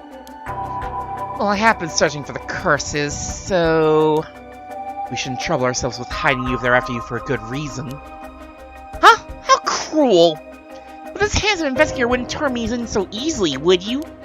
It's unfortunate, but we've got reason not to get involved with the police ourselves. What shady reasoning! If we've got some murky secret to hide, we might as well cooperate with each other, no? She knows how to play the game! She knows how to play the game!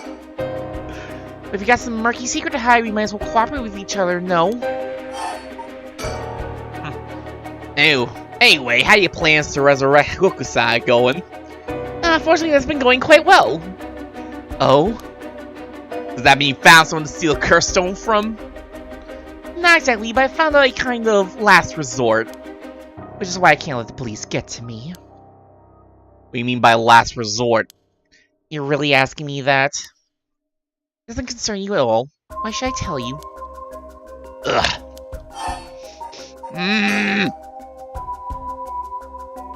Well, we make a deal. In exchange for keeping you hidden from the police, you'll tell us about your last resort. Huh? Is that what got you interested? What guy? You mean to steal it for yourself? Not at all. I'm just curious. Roy will keep her mouth shut, I imagine, at that. That excuse will just not do. I don't need you to. I'll find a way to stay safe on my own. That was a close one. You should have known the only one you can count on in this world is yourself. Can't let her get away. Let's go after her. Get her. Stop it! Get any closer and I'll scream! Please wait. We'll help you out with no conditions. Will you change your mind quick? That just makes you all the more suspicious. I tried my best, but I couldn't convince her to stay. Maybe you don't know how to handle a girl like that. But she's looking for a safe haven. Would you mind me sharing your address with her, just in case? Well, it doesn't really bother me, but you recognize there are police officers in my close family. At least it allows a way to keep in contact, no matter how small. So I wonder if I've actually just locked myself out of the proper conclusions of this investigation.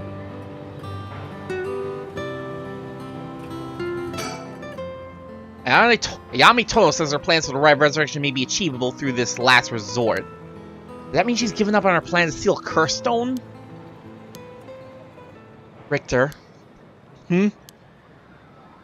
You know, I have one as well. Last resort. You do? Ah! Even if we don't steal another curse stone, I already have my own. If it becomes necessary, I am prepared to use it. So you think it might be possible that she has one of her own, too? That she despises the idea of using to kill others, so instead she needs to steal a curse stone with soul dregs already in it?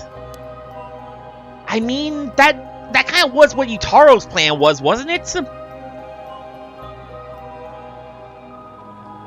Really thinking on it, the more likely reason that he, since he was only at 1% soul dregs, really the more likely reason that he, especially with Shogo, was that he just wanted to, find someone who'd already done more of the work for him and just steal that and make off with it. So I guess in that regard, he didn't need to kill anyone else if someone else already did all the killing for him.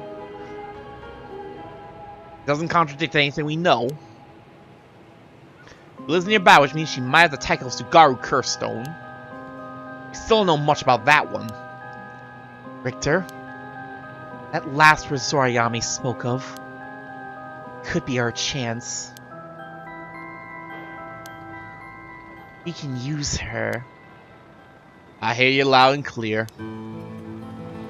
Are you really going to go along with it? I can't help but feel oddly irritated around that girl, Ayami Tono. She puts on an innocent front, but she seems to be hiding something.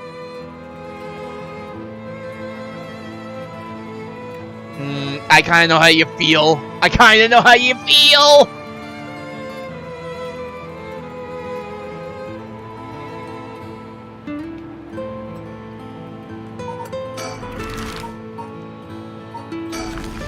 Let's check out the other locations as a just in case. Noji Bridge.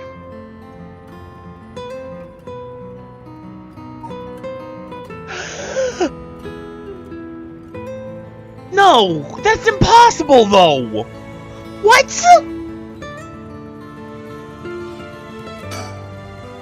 We're holding off on that. We're holding off on that for now. Doesn't seem like anyone's been here for some time. Wonder if it's one of the factories that got shut down when they tightened up regulations.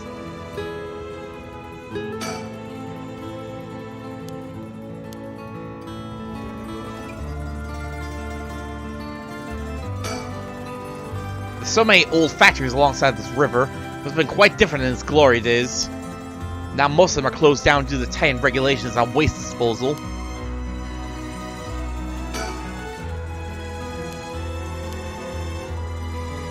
It's just like, hey, you better look at that light.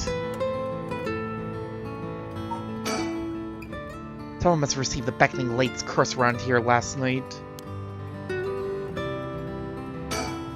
Alright, fine. Richter, what do you think that is? Oh? I don't see anything. Really? You don't see that? That thing that looks like a phantom ball of flame floating in the air? Ball of flame? Must be the curse echo. Maybe only the curse bearers are capable of seeing it. Could such a thing happen in broad daylight? Ah. It's gone. Wonder if that was the beckoning light's curse echo. That phantom flame you saw might have been a manifestation of the lantern. In that case, that mean a curse bearer is nearby? No, but how would they activate it now?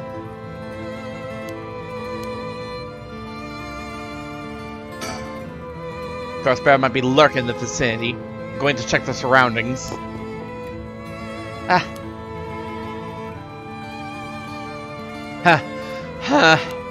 Nothing. I didn't find anyone who looked the part. I see. I don't doubt something happened around here, but something might have changed in the area. Keep your eyes peeled.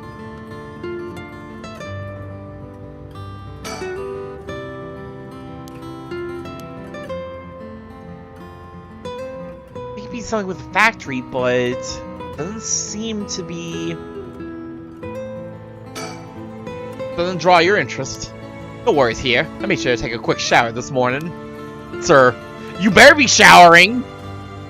It's like the 80s? People should be able to shower pretty regularly in the 80s. We saw earlier must have been the beckoning light. Something might have changed after what just happened. If what I saw was the curse echo of the beckoning light, wouldn't that mean the curse bearer is nearby? I'm not feeling any strange presence, but that could be because it's midday.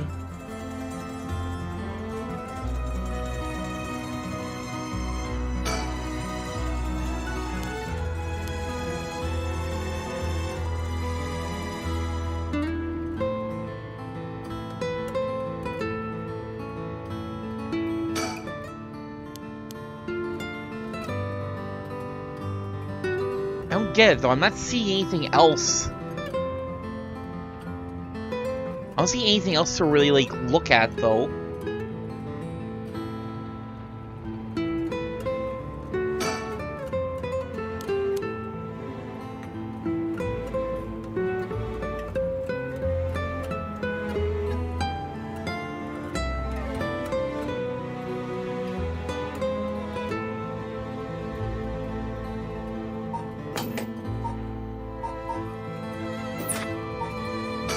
Let's go to a different area.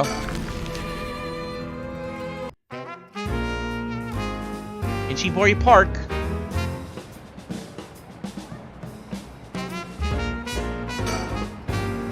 The area was closed off to the public this morning after his body was found, but police quickly managed to complete their investigation and reopen the park as if nothing ever happened. People in the area are shockingly calm considering what happened here. Seemed to be put off knowing there was a dead body here just this morning. Well, I heard it happened right about where you're standing now. Wow, okay, Richter. Be that guy.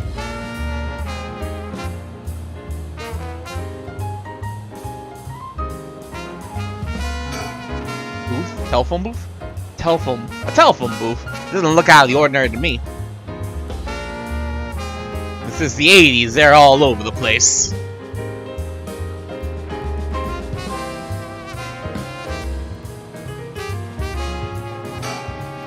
Look at that! That's a pretty unique looking playground. Did it catch your eye? Perhaps. Now's not the time, though. It did get you interested. I can smell the mockingbird. Does he want to play on it? Do you like to draw and play, Richter? Make quite the challenge. Pass through it, you have to go underneath there. Definitely wants to play on it. You can go take a look if you're that interested. Alright. I'll go check it out just to make sure. Come on. Come on. Let's see it. You didn't have to think long about that. What's that? Did you find something? I found a mockingbird on the playground equipment! Damn, talk about lucky! It's number 19 penny per rattle! Boy looked at this. He looked at, like, the list of, like, oh, where are these mockingbirds found?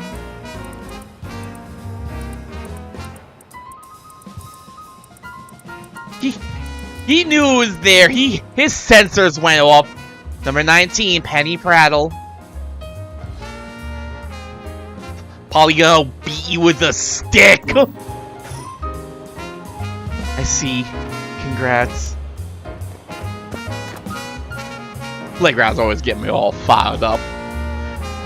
Children who don't know the value of mockingbird stickers just tend to leave them there. Oh, I love being a collector.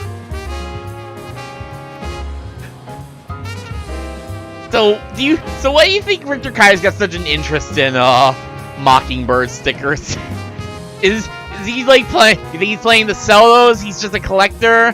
Think he's like a scalper, the 80s scalper who's like, I got me the goods. Hey up.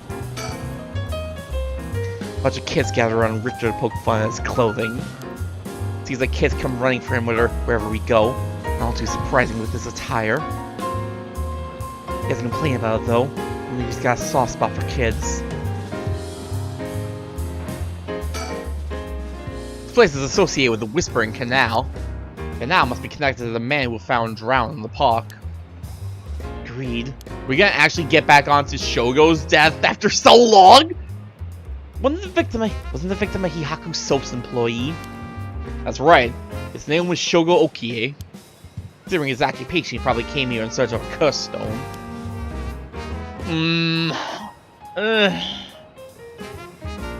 I mean, we know, like, why Shogo was here, but they're only half right, unfortunately. Dramatic irony. People in the company know about the right. It only makes sense they'd be looking for curse stones. You think the chairwoman Takumi would send the regular employees out to hunt for the stones? If that's the case, perhaps that Shogo died trying to take a stone from someone else. Either that or he was killed precisely because he was a curse bearer with a cursed stone. I suppose so, but considering the location, would that mean the curse used was the Whispering Canal? Good point. That means Shogo Okie wasn't the wielder of the Whispering Canal curse himself. Could he have had the Beckoning Light or even the Taiko Sugaru? I was here last night and there weren't any dead bodies then. It's highly possible he was brought here from somewhere else. If that's the case, the wielder of the Whispering Canal has already collected his stone. Ah, Bam. Excuse me, but there's one more thing I'd like to try. Oh? Be my guest. What are you thinking of, Richter? Shogo Okie is the name of the person who died here. It's hard to believe he was here by chance when he ended up murdered with a curse. Given his ties to Hihaku, we can assume he was aware of the situation and somehow involved with these curses. Yeah, unfortunately, they're only half right in this case. Of course, the truth of the matter might remain buried for quite a while longer. The two curse bearers battled it out here last night? Who could the other person have been?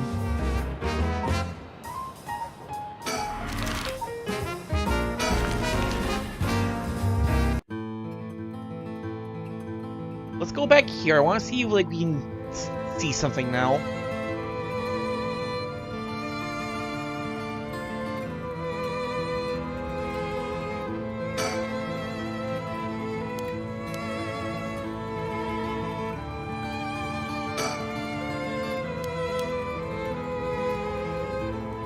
I'm still kind of thinking I like accidentally. I'm still kind of thinking I locked myself out with homegirl Ayame here. I need to find something else to, like, kind of convince Ayame to go along.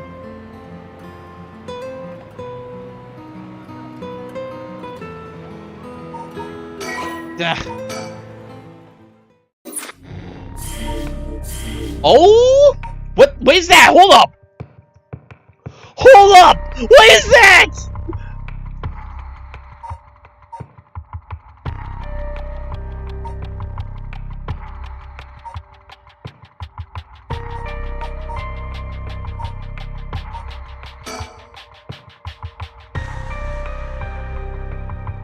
No. I'm gonna go back here and I'm gonna try a few other things first. I'm gonna try, like, doing things in a different order to see if I can discover anything else that I might have missed before. Particularly, I'm going to hold off on, talking to Ayame until... It's not here. It's not here. Why is it not here? Ah.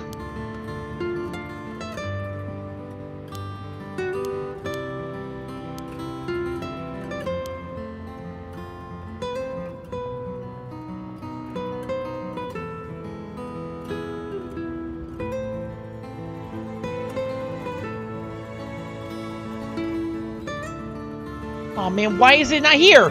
I don't get to redo that part?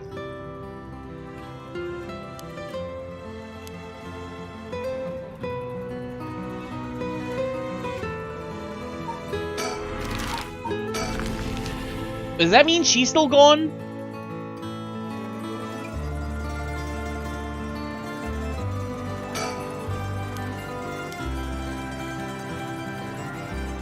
She's still gone. Am I gonna have to restart?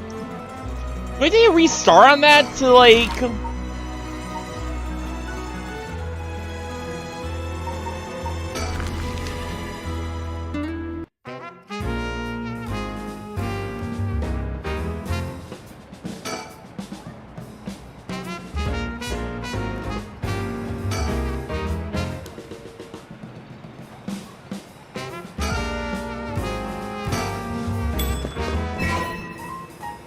Well, you got Mockingbird number 19 again.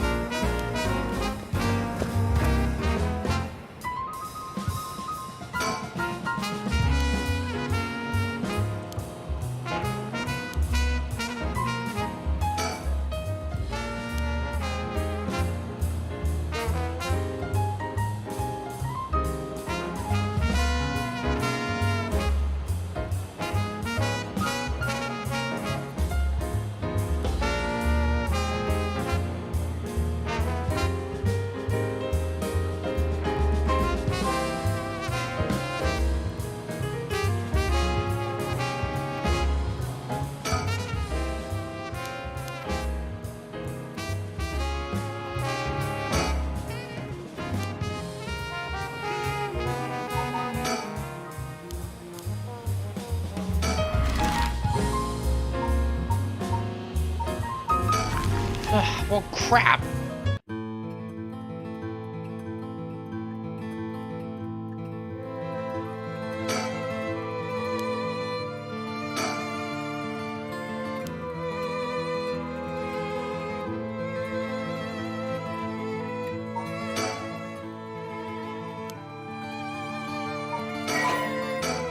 Should I just try hitting restart on this part?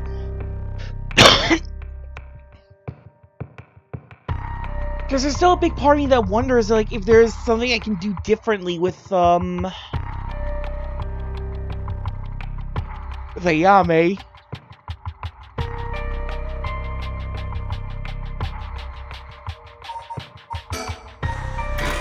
I'm gonna hit restart and, like, try to do things like, yeah, Ayame and the beckoning light different. I'm gonna try to keep a closer eye on, the beckoning light stuff. The factory, at least. I like how we don't have to, like, redo, like, all the stuff with, Richter Kai and, like, we don't have to re-ask about him in the lottery.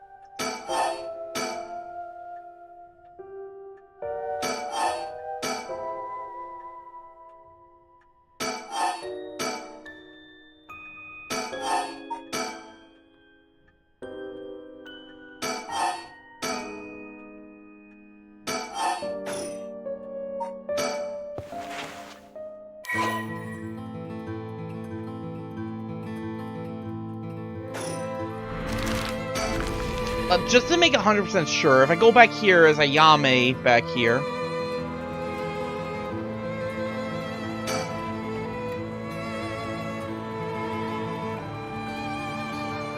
One time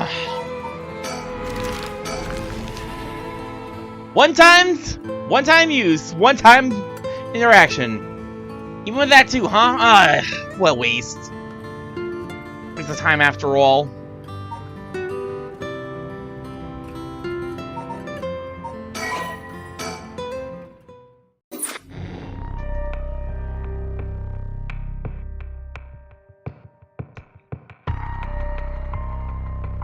Well, now what? I guess going by how I've been playing things so far, I think that would make sense would be to go down here since that's the next part of the timeline, but there's a big part of me that doesn't want to because I feel like that should absolutely be left for an actual nighttime stream.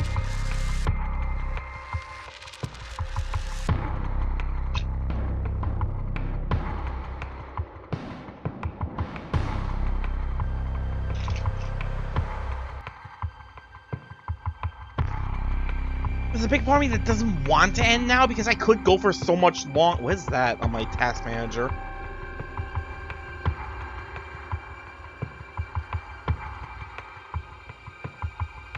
Weird.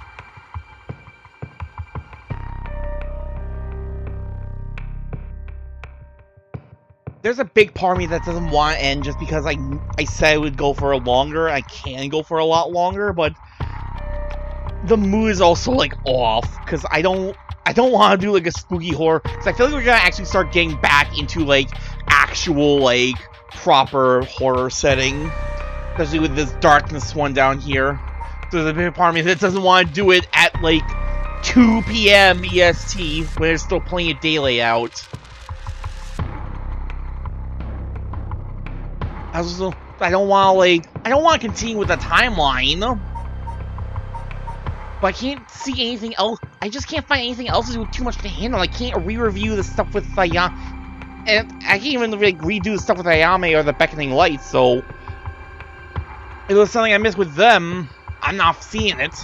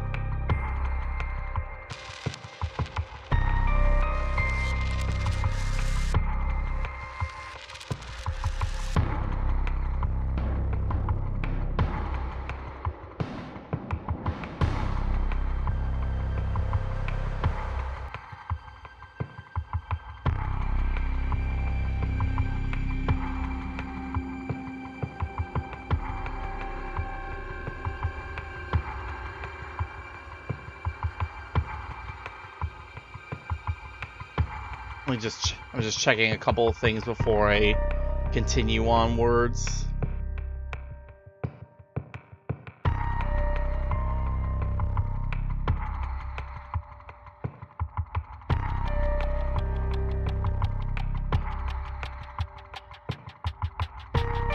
I should also check to see if... Wrong thing. Just want also... Something I was curious about since I used the microwave earlier.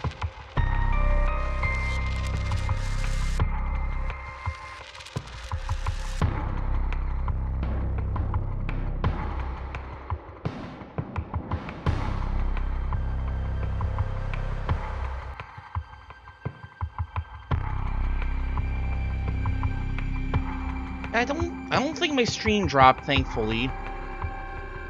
Or it did, it certainly didn't, like...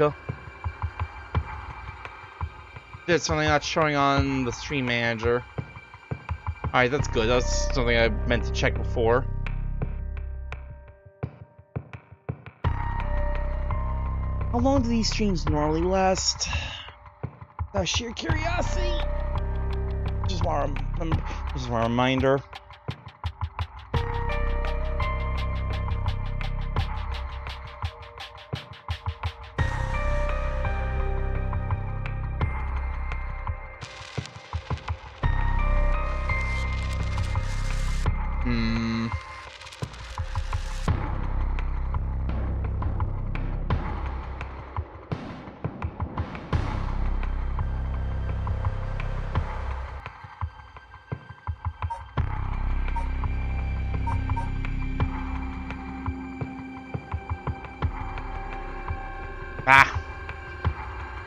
So I know I said I would go for like a little longer today since I sort of skipped out last Thursday. Didn't do it Thursday, just yesterday night like I wanted to, and I know I'm gonna have to I know I'm not gonna be able to stream next week, do family stuff. Nothing bad, just bad timing, just really bad timing. I know I said I was gonna go for longer, but the vibe's a little off. I need the proper spooky horror vibe, because I think we're gonna be going back into like actual spooky horror territory. I want the vibes to be just right. We made good progress. We learned a lot today. So I think I am just going to call it for today. I'm gonna take a quick look to see. This is actually like this is actually like early for me, since it's like late afternoon, like barely not even 2:30 yet. I'll take a quick look to see if there's anybody who is currently streaming. That'd be...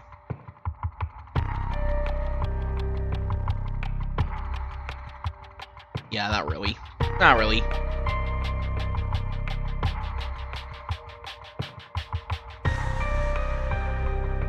I don't feel like pivoting to a different game, so screw it. We've done a lot. We've learned a lot. I'm just going to go ahead and call it for today. Like I said, next week I'm not available, unfortunately, so our horror game will have to go into early and possibly mid-November. To be fair, I think I did do Spooky Game stream like on November last year too, but the circumstances are different. Yeah, I wish I had just tried to do this last night after all, but well, I was going to. Computer was a little less than cooperative. I did not want to fight it for like hours like last time. But next time for sure we'll get into more proper spooky stuff. Almost certainly. So I will just call it here for today. Thank you everybody for joining me. Next time on PARANORMASIGHT, a fifth protagonist? Darkness? Maybe we'll finish up with like our hunt for Fumichika Nijima.